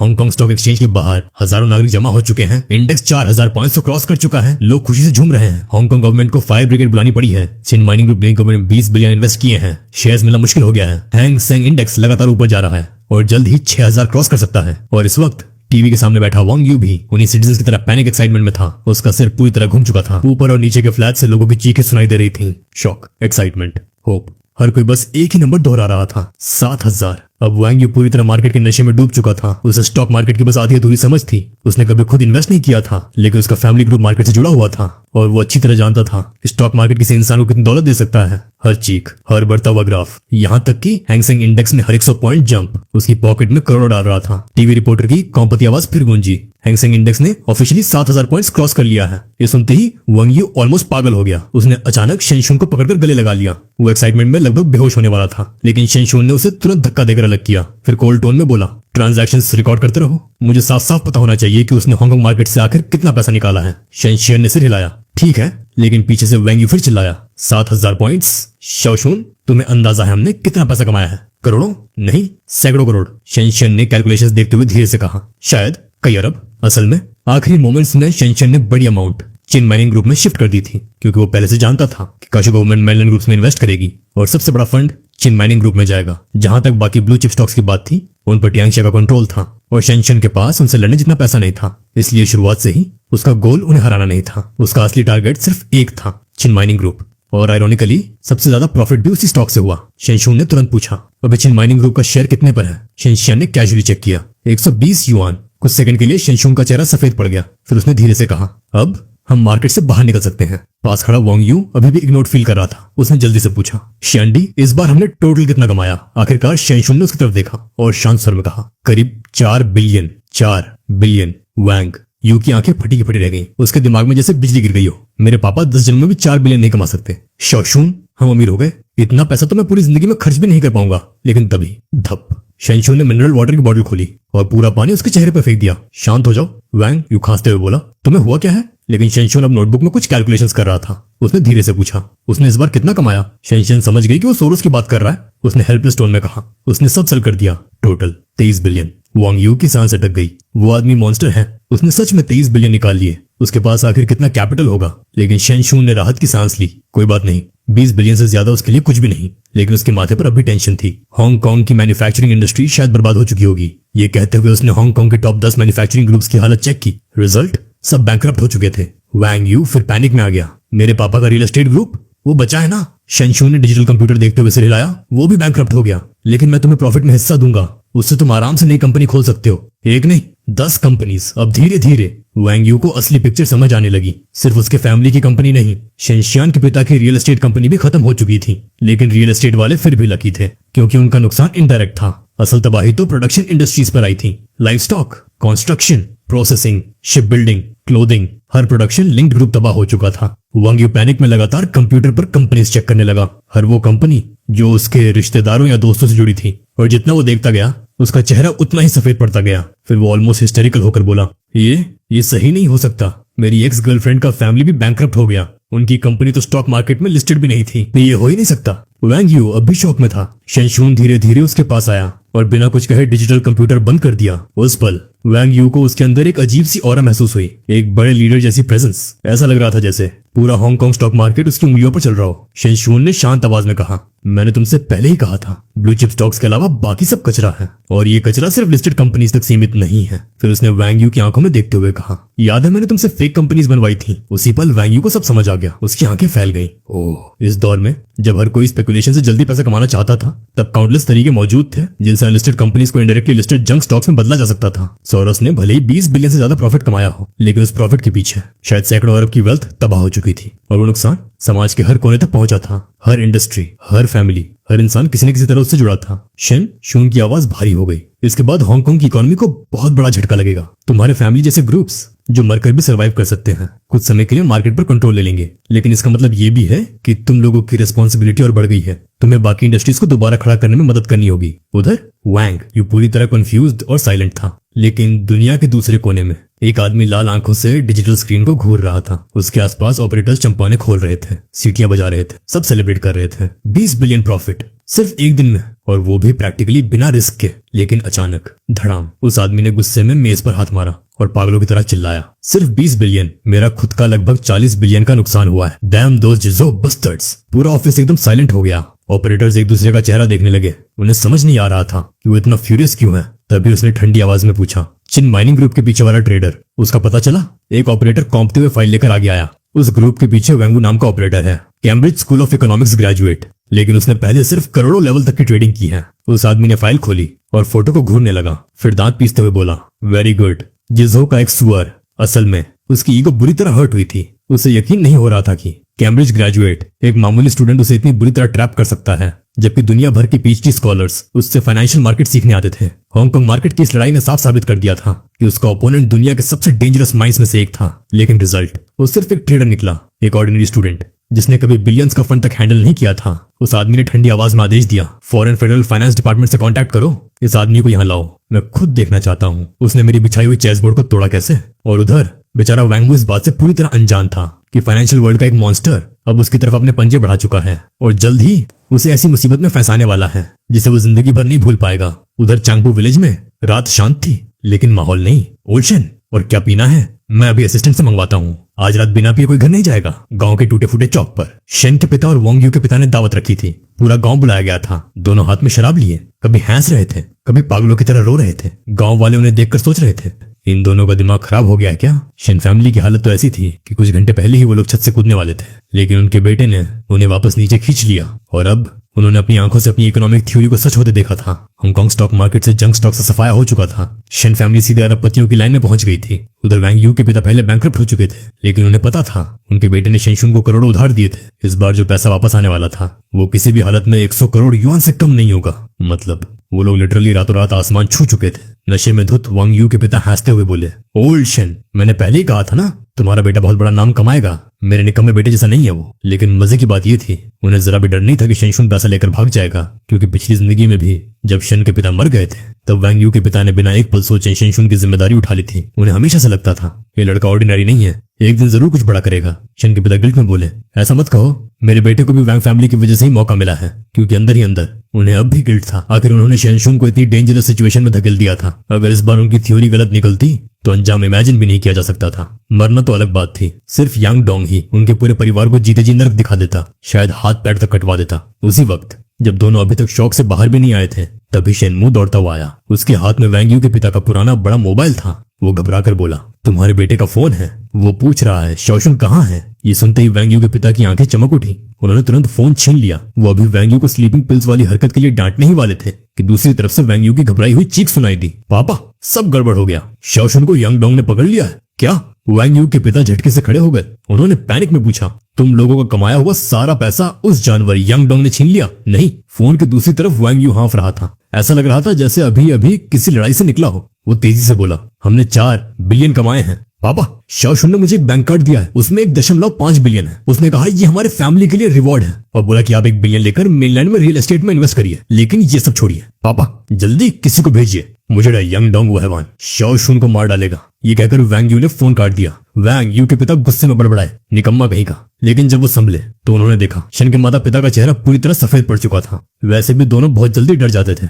और उस दौर के पुराने मोबाइल फोन्स में साउंड प्रूफिंग भी कहाँ होती थी। उन्होंने वैंग यू की लगभग सारी बातें सुन ली थी। शेन की माँ कौमते हुए वैंग यू के पिता से विनती करने लगी, कृपया किसी तरह मेरे बेटे को बचा लीजिए। लेकिन अगले ही पल वो अपनी छाती पकड़कर धड़ाम से जमीन पर गिर पड़ी। उधर शेन के पिता घबराकर उन्हें संभालने लगे और तभी वांग यू के पिता का मोबाइल फिर बज उठा। वो पहले से ही गुस्से और तनाव में थे। फोन उठाते ही चिल्लाए, अब कौन है? लेकिन दूसरी तरफ से एक ठंडी प्रोफेशनल आवाज आई, हेलो मिस्टर वांग, मैं काशू फाइनेंशियल मॉनिटरिंग सेंटर का टीम लीडर लॉन्ग बोल रहा हूँ। क्या आप शेनशुन से कांटेक्ट कर सकते हैं? Financial monitoring centre. ये नाम सुनते ही वांग यू के पिता का चेहरा उड़ गया। एक सक्सेसफुल बिजनेसमैन होने के नाते ये इम्पॉसिबल था कि वो इस ऑर्गेनाइजेशन को ना जानते हो। आखिर ये 1998 था, 1997 नहीं। पहले वाला फाइनेंशियल मॉनिटरिंग सेंटर सिर्फ हांगकांग स्टॉक मार्केट को रेगुलेट करता था, लेकिन अब उसकी ताकत कहीं ज्यादा बढ़ चुकी थी और मार्केट मैनिपुलेशन रोकने के लिए ये ऑर्गेनाइजेशन मेनली ब्लैक मनी और इलीगल एसेट्स पर नजर रखती थी। नॉर्मली वो इतने बड़े लेवल पर इंटरफियर नहीं करते थे, लेकिन इस वक्त एक नेशनल लेवल डिपार्टमेंट खुद कॉल कर रहा था। वैंग यू के पिता कांपते हुए बोले, टीम लीडर लॉन्ग, अभी अभी मेरे बेटे का भी फोन आया था। शेनशुन को युआन हाउस सिक्योरिटीज ग्रुप के प्रेसिडेंट यांगडोंग अपने साथ ले गए हैं, क्या आप प्लीज उसे ढूंढने में मदद कर सकते हैं? लेकिन वो अपनी बात पूरी भी नहीं कर पाए थे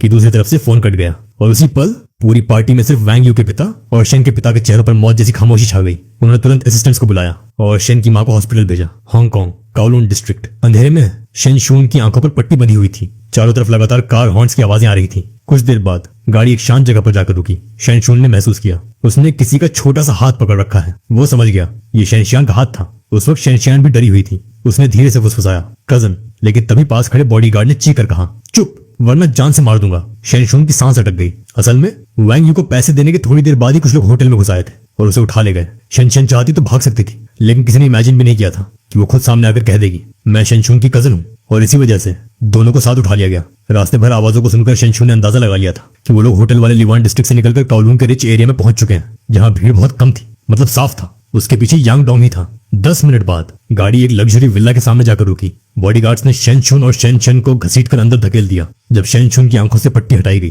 तो उसने खुद को एक शानदार लिविंग रूम में पाया। सोफे पर यांगडोंग बैठा था, हाथ मलते हुए, एक्साइटेड स्माइल के साथ। लेकिन उसके साथ बैठा एक आदमी देखकर शेनशुन का दिल धक से रह गया। उसने इस आदमी को अपनी पिछली जिंदगी में कई बार टीवी पर देखा था। हांगकांग के सबसे बड़े विला कॉम्प्लेक्सेस का मालिक, रियल एस्टेट टाइकून होंग हेताओ। बाकी लोग भी छोटे मोटे लोग नहीं थे। लिवन डिस्ट्रिक्ट का सबसे अमीर डायरेक्टर और वैंग चाय पियर से ओवरसीज ट्रेड करने वाला एंटीक डीलर भी वहां मौजूद था। यानी यांगडोंग अकेला नहीं था, उसके पीछे पूरा अलायंस खड़ा था। तभी प्रोफेसर जंगंग मुस्कुराते हुए बोले, इतना रफ बिहेव करने की क्या जरूरत थी? और अगले ही पल यांगडोंग खुद आगे आया। शाओशुन, आओ बैठो, डरो मत, हम तुम्हें कोई नुकसान नहीं पहुंचाएंगे। शेनशुन ने एक नजर शेनशियन पर डाली। तीनों बड़े बॉसेस को देखते ही उसका चेहरा सफेद पड़ चुका था। दोनों समझ गए थे यांगडोंग के अकाउंट वाले 20 करोड़ असल में इन्हीं लोगों के थे। मतलब ये तीनों उसके पार्टनर्स थे और उन्होंने शेनशुन को प्रॉफिट शेयरिंग के लिए किडनैप किया था। होंग हेताओ मुस्कुराते हुए आगे आया। छोटे दोस्त, तुम काफी हैंडसम हो, कम उम्र में ही इतने केपेबल, इंप्रेसिव। फिर उसने शेनशियन की तरफ देखकर पूछा, और ये यंग लेडी कौन है? मेरी कजन। शेनशुन ने तुरंत जवाब दिया, हमारे रहने का इंतजाम करवा दीजिए। ओह अच्छा। होंग हेताओ पोलाइटली मुस्कुराया, लेकिन तभी यांगडोंग खुद को रोक नहीं पाया। वो शेनशुन के बिल्कुल पास आकर बैठ गया। उसका कंधा थपथपाते हुए बोला, शेनशुन, तुम तो कमाल निकले। मैं हमेशा कहता था वैंग फैमिली किसी यूजलेस आदमी को रेकमेंड नहीं करेगी। तुम बिल्कुल अपने पिता जैसे हो, एक बॉन्ड ट्रेडर।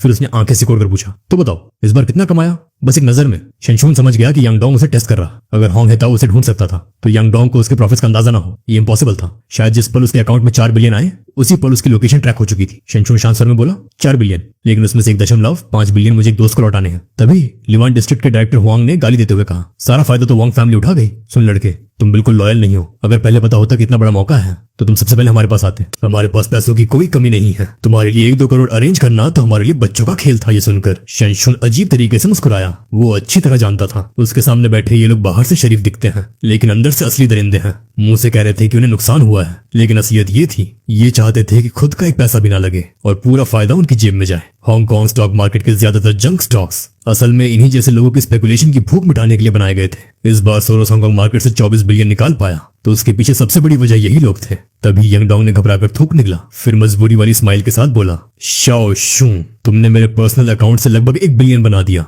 हमारे भी कुछ रूल्स हैं, वांग फैमिली का हिस्सा छोड़ दो, बाकी पैसा हमें दे दो। उसके बाद तुम्हारी जॉब, जिंदगी, यहाँ तक कि तुम्हारी शादी तक सब हम संभाल लेंगे। अगर तुम्हारी कोई और डिमांड हो तो वो भी बताओ, हम हर बार डिस्कस करने को तैयार हैं। यांगडोंग के चुप होते ही शेनशुन के मन में गाली निकली। कितना लालची है ये आदमी, उसने तुरंत कैलकुलेशन कर ली। कुल 4 बिलियन प्रॉफिट, उसमें से 1.5 बिलियन वैंग फैमिली को, मतलब अब भी 2.5 बिलियन बचे थे। और साफ था ये लोग पूरा 2.5 बिलियन खुद हड़पना चाहते थे। पास बैठी शेनशुन को भी अब समझ आने लगा था कि कुछ बहुत गलत है। वो धीरे से शेनशुन के और करीब खिसक गई, लेकिन शेनशुन बस हल्का सा मुस्कुराया, फिर आराम से जेब से एक बैंक कार्ड निकाला और शांत आवाज में बोला, मिस्टर यांग, चिंता मत कीजिए, मैंने पहले से तैयारी कर रखी है। ये 500 मिलियन आपके हैं। आपके पैसों के बिना मैं भी इतना प्रॉफिट नहीं बना पाता। जैसे ही उसने ये कहा, होंग हेताओ, डायरेक्टर हुआंग और डायरेक्टर हूं के चेहरे तुरंत बदल गए। यांगडोंग ने भी अजीब एक्सप्रेशन दिया। असल में उसे फर्क नहीं पड़ता था कि शेनशुन उसे कितना दे रहा है, क्योंकि उसने खुद भी 20 करोड़ लगाए थे और पहले ही बहुत प्रॉफिट बना चुका था। लेकिन असली प्रॉब्लम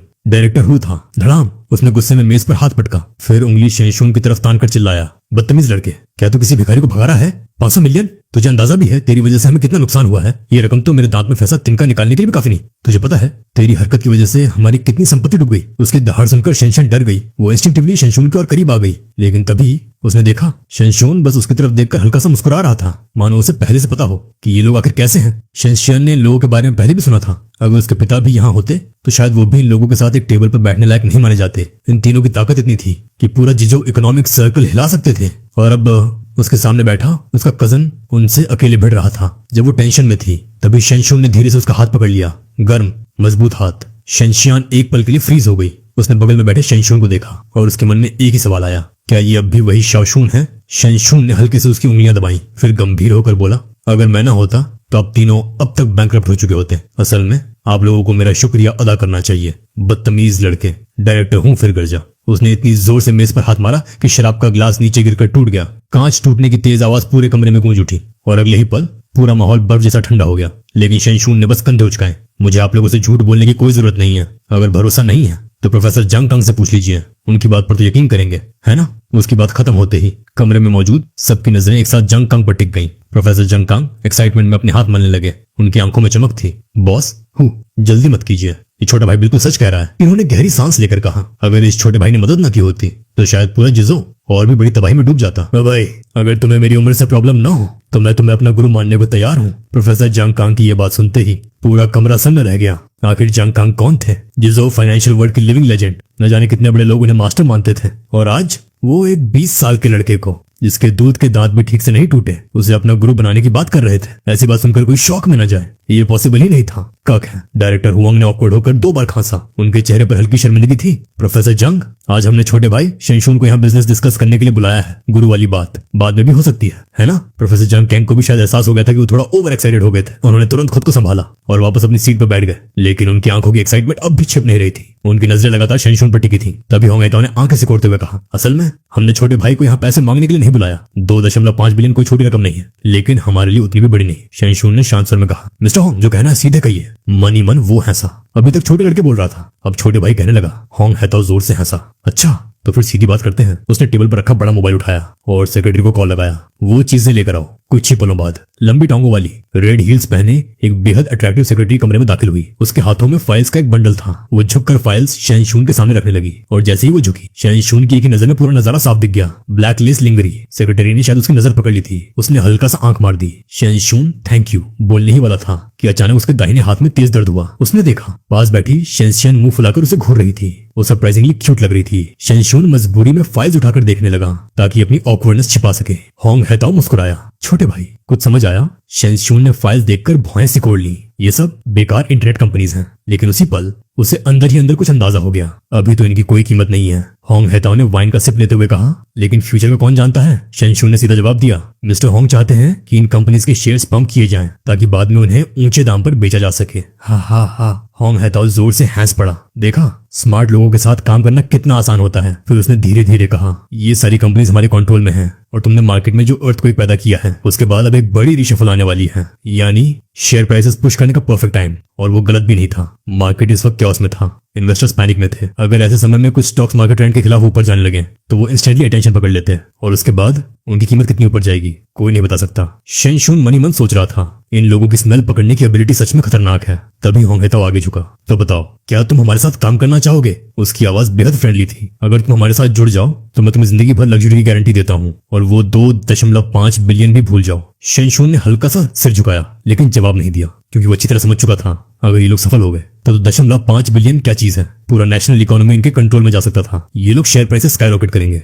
फिर सबसे ऊंचे पॉइंट पर डंप कर देंगे, और तब तक पूरा स्टॉक मार्केट बर्बाद हो चुका होगा। लेकिन अगर उसने इनकार किया तो शायद वो और शेंशुन अगला सूरज नहीं देख पाएंगे। कुछ सेकंड सोचने के बाद शेंशुन ने आकर फैसला किया, ठीक है मैं मार्केट हैंडल करने में तुम्हारी मदद करूंगा, लेकिन मुझे इनफ कैपिटल चाहिए होगी और मेरी कंडीशंस माननी पड़ेंगी। डील। होंगएताओ खुशी से ऑलमोस्ट उछल पड़ा। सीधी बात, मुझे पसंद है। उसने ग्लास उठाया, आओ छोटे भाई, पहला टोस्ट तुम्हारे नाम। एक ही घूंट में उसने पूरी रेड वाइन खत्म कर दी। उसके साथ डायरेक्टर हुआंग, डायरेक्टर हुंग और यांग डोंग ने भी अपने ग्लासेस खाली कर दिए। पास बैठी शेनशियन अब भी थोड़ी वरीड थी, लेकिन शेनशून ने उसे रिएश्योरिंग नजर से देखा। फिर उसने भी अपना ग्लास खत्म कर दिया। होंग हेताओ ने ताली बजाई और अगले ही पल एक के बाद एक लग्जरी डिशेस टेबल पर सजने लगी। जो कमरा कुछ देर पहले तक टेंशन से भरा हुआ था अब हंसी और फेक फ्रेंडलीनेस से गूंज रहा था। खाना खत्म होने के बाद होंग हेताओ ने नशे में शेनशून के कंधे पर हाथ रखा। छोटे भाई शेन, इन कंपनीज के शेयर्स को 10 युआन तक पहुंचाने में तुम्हें कितने दिन लगेंगे? फिर उसने कैजुअली एक और बात जोड़ दी, वैसे मैंने सुना है तुम्हारे पापा और बाकी लोग तुम्हें हर जगह ढूंढ रहे हैं। उसकी बात का मतलब बिल्कुल साफ था, काम पूरा होने तक उसे जाने नहीं दिया जाएगा। शेनशून के मन में गुस्सा उबल पड़ा।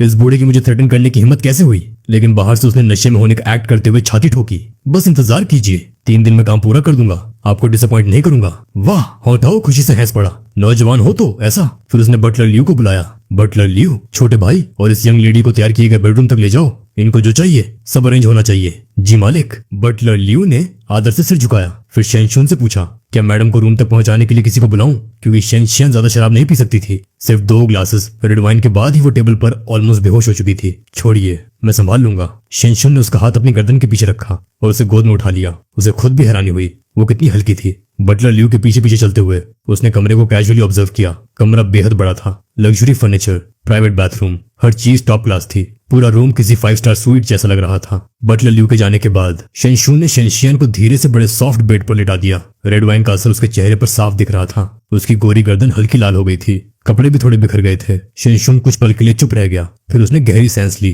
Calm down. वो कोई सेंट नहीं था। इतनी खूबसूरत लड़की को इस हालत में देखकर किसी का भी दिल डोल सकता था, लेकिन किसी की मजबूरी का फायदा उठाना वो कभी नहीं कर सकता था। और सबसे बड़ी बात, वो उसकी कजन थी। उसने खुद को कंट्रोल किया। फिर क्वाइटली उसके शूज और कोट उतारने में मदद की। उसे ब्लैंकेट ओढ़ाया और टाइम देखा। रात के 10 बज चुके थे। खिड़की के बाहर पूरा गोल चांद चमक रहा था। शेनशून धीरे धीरे सोच में डूब गया। रिबर्थ के बाद इन कुछ दिनों में उसने बहुत कुछ कर डाला था, लेकिन उसके माता पिता अभी कैसे होंगे? क्या वो चिंता में सो भी पाए होंगे? उसने लंबी सांस ली। कल उन 3 बुरी लोमड़ियों से भी निपटना है। उसने तय किया कि आज जल्दी सोना बेहतर होगा। नहाने के बाद उसे अचानक याद आया, यहाँ उसके और शेनशन के पास बदलने के लिए कपड़े ही नहीं है। मजबूरी में उसे टॉवल लपेटकर बाथरूम से बाहर आना पड़ा ताकि बटलर लियू को बुला सके। लेकिन जैसे ही वो बाहर निकला, दोनों की नजरें टकरा गईं। शॉक में उसे एहसास ही नहीं हुआ कि उसकी टॉवल नीचे गिर चुकी है। शेनशन तुरंत चीख पड़ी। उसने जल्दी से आंखें ढक ली, लेकिन उंगलियों के बीच थोड़ा गैप छोड़ दिया जिससे वो चोरी चोरी देख भी रही थी। तभी शेनशन को होश आया। उसने फटाफट टॉवल उठाकर खुद को ढका।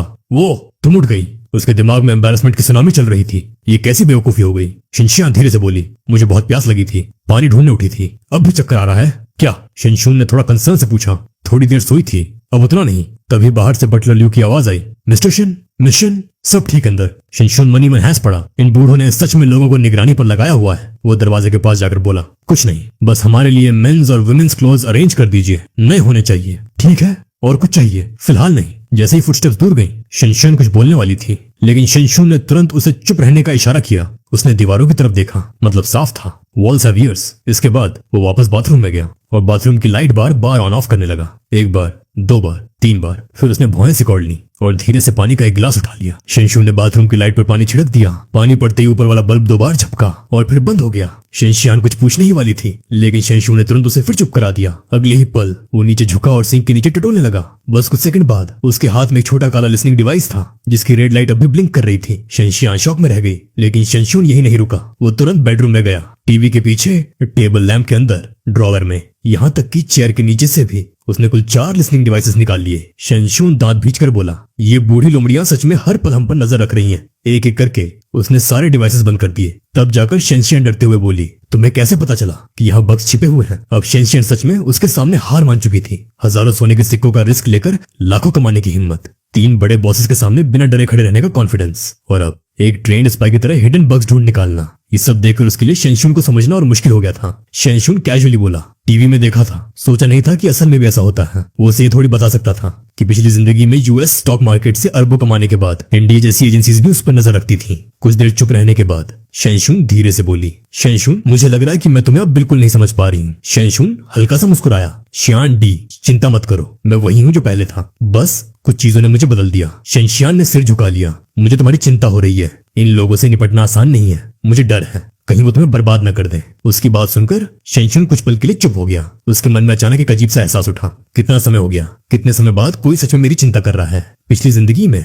वो सक्सेस के सबसे ऊंचे शिखर तक पहुंचा था, लेकिन उसके आसपास कोई ऐसा नहीं था जो सच में उसकी परवाह करता हो। लोग अच्छे जरूर थे, लेकिन सब उसके पैसों के लिए। पर इस जिंदगी में उसके माता पिता जिंदा थे, उसका भाई उसके साथ था और अब उसकी कजन भी उसकी इतनी चिंता कर रही थी। उसे इस एहसास की आदत ही नहीं थी। शेनशून ने धीरे से कहा, मुझे पता है, लेकिन टेंशन मत लो, अभी वो लोग मेरा कुछ नहीं बिगाड़ सकते। फिर वो थोड़ा रुका और हल्की मुस्कान के साथ बोला, हाँ बस तुम्हारे लिए थोड़ा गिल्टी फील कर रहा हूँ। असल में ये मेरा मामला था, मुझे तुम्हें इसमें घसीटना नहीं चाहिए था। तो क्या हुआ? शेनशियान ने तुरंत जवाब दिया, तुम मेरे छोटे भाई हो, अगर कोई तुम्हें परेशान करेगा तो मैं चुप कैसे बैठ सकती हूँ। फिर उसने छोटी सी मुट्ठी उठाई। याद है बचपन में एक कुत्ता तुम्हारे पीछे पड़ गया था, मैंने पत्थर मारकर उसे भगाया था। अब भी वही बात है, जो भी तुम्हें तंग करेगा मैं उसे मारूंगी। ये सुनकर शेनशून हंस पड़ा। उसे उम्मीद नहीं थी कि उसे इतनी पुरानी बात भी याद होगी। ये लड़की भी ना। उसने हाथ बढ़ाकर उसके मुलायम बाल सहलाए। आदमियों की प्रॉब्लम्स आदमियों को ही सॉल्व करनी चाहिए। मैं तुम्हें यहाँ से सेफली निकालने का तरीका ढूंढ लूंगा। शेनशियान ने हल्की नाराजगी से कहा, मैं तुमसे बड़ी हूँ, गुड गर्ल की तरह मेरी बात सुनो। शेनशियान ने अथॉरिटी से उसके सिर पर हल्की चपत लगाई। और वैसे भी तुम लड़की हो, औरतों की रक्षा करना मर्दों का काम होता है। अजीब बात ये थी, इस बार शेनशियान ने पलट कर कुछ नहीं कहा, ना नाराज हुई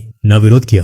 वो बस चुपचाप उसे अपने बाल सहलाने दे रही थी, एक शांत बिल्ली की तरह। कुछ पल के लिए कमरे का माहौल अजीब सा सॉफ्ट हो गया। तभी बाहर से बटलर ल्यू की आवाज आई, मिस्टर शेन, आपने जो कपड़े मंगवाए थे वो दरवाजे के बाहर रख दिए हैं। उसकी आवाज ने दोनों के बीच का मोमेंट तोड़ दिया। शेनशियान शर्म से तुरंत दूसरी तरफ देखने लगी। उसके बाल उसके हल्के लाल पड़े गालों को छिपा रहे थे। बटलर ल्यू ने उनके लिए ब्रांड न्यू क्लोथ्स रखे थे, हरे रंग के प्रीमियम आउटफिट्स जिनके टैक्स तक नहीं हटाए गए थे। शेनशून ने टंग क्लिक की, वाह महंगे कपड़े। एक जैकेट ही 1000 युआन से ऊपर की होगी, लेकिन वो इतने छोटे फायदे के लिए उन 3 बूढ़ी लोमड़ियों से लड़ने का अपना प्लान छोड़ने वाला नहीं था। उधर शेनशियान को ब्रांड्स की ज्यादा समझ नहीं थी। उसने बस कपड़े चेक किए कि फिट आते हैं या नहीं। फिर वो धीरे से बोली, मैं पहले नहाने जा रही हूँ। जब से शेनशून उसे यहाँ लाया था तब से वो प्रॉपर्ली नहाई नहीं थी। और उसके जैसे साफ सफाई पसंद इंसान के लिए ये ऑलमोस्ट टॉर्चर था। लेकिन ऑकवर्ड बात ये थी, कमरे में सिर्फ एक बाथरूम था और वो भी बेड के ठीक बगल में, ऊपर से आधा ट्रांसपेरेंट ग्लास। ऐसा सेटअप किसी के भी दिमाग में गलत ख्याल ला सकता था। कुछ देर बाद शेनशून नहाकर बाहर आई और बटलर ल्यू के लाए हुए नए कपड़े पहन चुकी थी। हल्के हरे रंग की वो लंबी प्लीटेड ड्रेस शेनशियान पर कमाल लग रही थी।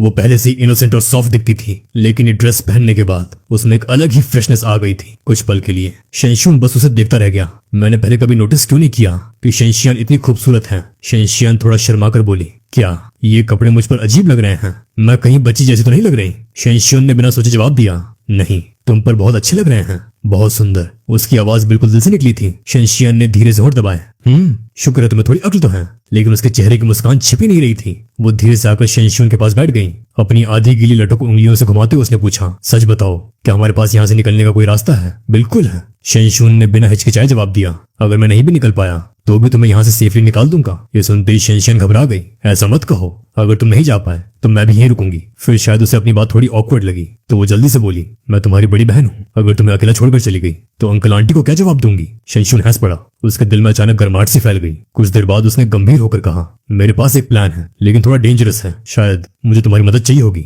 शियांडी, हेल्प करने या ना करने की बात मत करो। शेनशियान ने तुरंत कहा, हम अब एक ही नाव में हैं। तुम्हारी प्रॉब्लम मेरी प्रॉब्लम है। कुछ पल चुप रहने के बाद शेनशियान ने धीरे से कहा, हमें किसी तरह बाहर की दुनिया से कांटेक्ट करना होगा। लेकिन कैसे? शेनशियान ने पूछा। शेनशियान ने कमरे की तरफ देखते हुए कहा, मैंने नोटिस किया है ये विला शायद पहले से किसी के रहने की जगह थी, और जिन कमरों में हमें रखा गया है वहां कैमरास नहीं लगे। मतलब यहाँ पहले कोई नॉर्मली रहता था। शेनशियान ने तुरंत सिर हिलाया। तो यहाँ पेजर या कंप्यूटर मिलने के चांसेस काफी ज्यादा हैं। शेनशियान एक पल को चौंक गया। उसे उम्मीद नहीं थी कि वो इतनी जल्दी समझ जाएगी। एग्जैक्टली, अगर यहाँ कंप्यूटर मिला तो शायद हम बाहर कांटेक्ट कर पाए। शेनशियान ने धीरे से कहा, तुम पुलिस को कांटेक्ट करना चाहते हो? फिर उसने होंठ काटे, लेकिन हमें ये भी नहीं पता कि हम कहाँ हैं, और हो सकता है पुलिस भी खरीदी हुई हो। शेनशियान समझ गया कि वो क्या सोच रही है। वो हल्का सा मुस्कुराया, रिलैक्स, मैं इतना बेवकूफ नहीं हूँ। शेनशियान ने मुंह फुला लिया, मतलब मैं बेवकूफ हूँ? नहीं। शेनशियान जबरदस्ती हंस पड़ा, पुलिस बुलाना इम्पॉसिबल है, लेकिन कंप्यूटर का दूसरा इस्तेमाल हो सकता है। शेनशियान ने तुरंत पूछा, लेकिन तुमने खुद कहा था कि वो लोग हम पर नजर रख रहे हैं, मतलब बाहर गार्ड्स होंगे, है ना? हाँ, लेकिन ज्यादा से ज्यादा 5।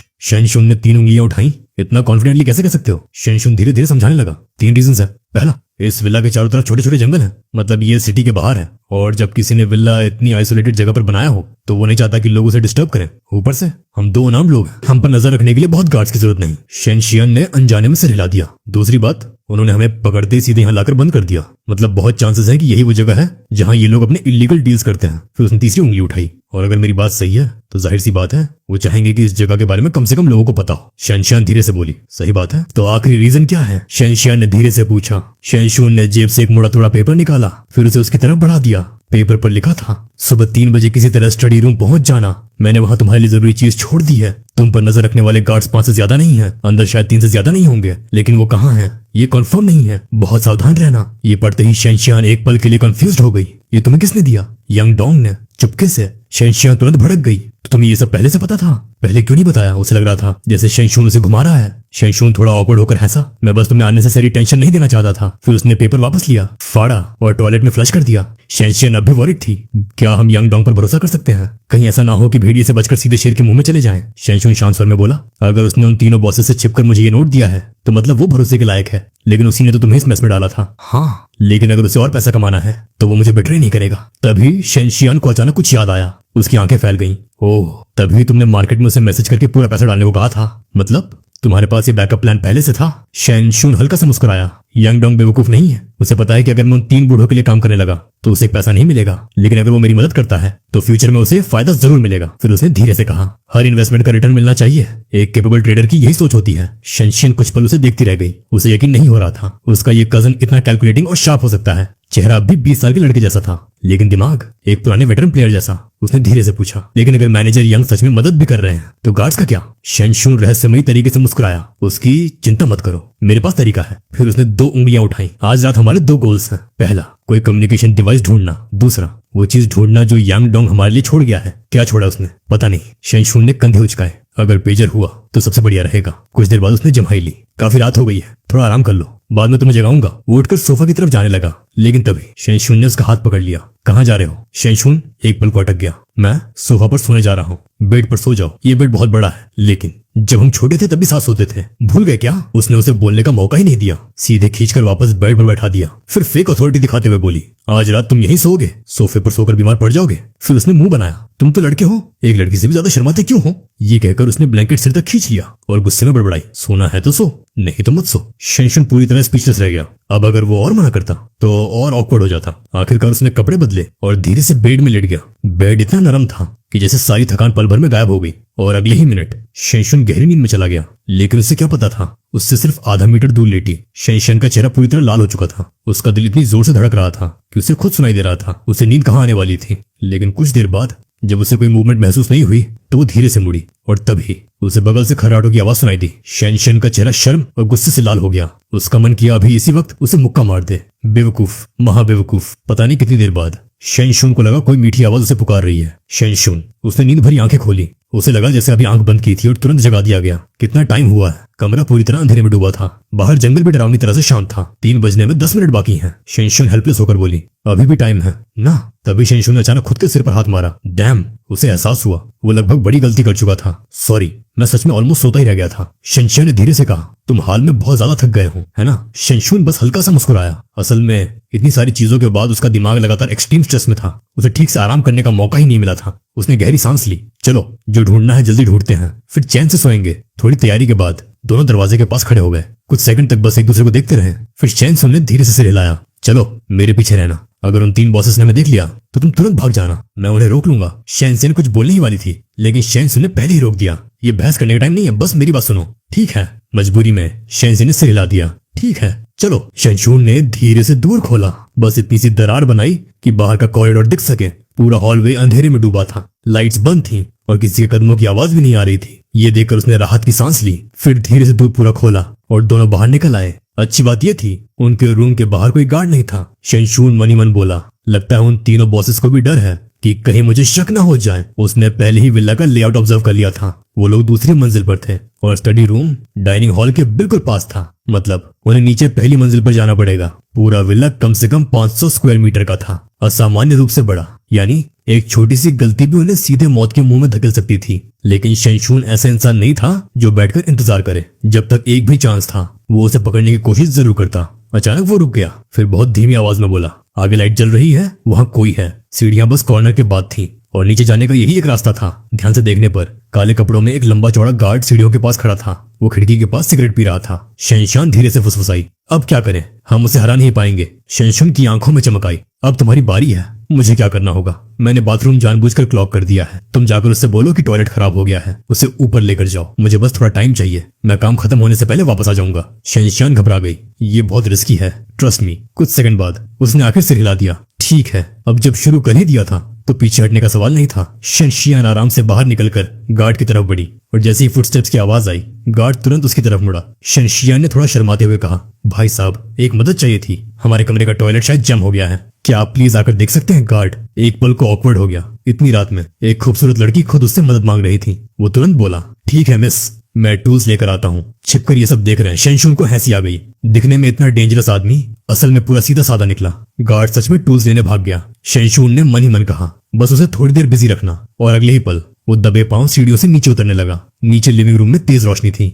वहां एक और गार्ड बैठा था। उसने भी वही ब्लैक क्लोथ्स पहने थे। वो सोफा पर झुका हुआ कुछ पढ़ रहा था। शेनशुन रुक गया। उसने ध्यान से सुनने की कोशिश की और तभी उसे धीमी धीमी सुबकियों जैसी आवाज सुनाई दी। उस गार्ड की पीठ उसकी तरफ थी। टाइम बहुत कम था, इसलिए शेनशुन ने हिम्मत की और नीचे उतरता गया। जब वो आखिरी सीढ़ी तक पहुंचा तब जाकर उसे साफ सुनाई दिया, चांसलर अगर आप मर गए तो शू एम्पायर का क्या होगा? चांसलर प्लीज मत मरिए। शेनशुन का एक्सप्रेशन इंस्टेंटली अजीब हो गया। उसने देखा गार्ड के हाथ में नॉवल थी और वो सच में रो रहा था। हे भगवान, ये आदमी तो थ्री किंगडम्स पढ़ते पढ़ते पूरी तरह इमोशनल हो गया है। लेकिन इसी वजह से शेनशुन के लिए आगे बढ़ना आसान हो गया।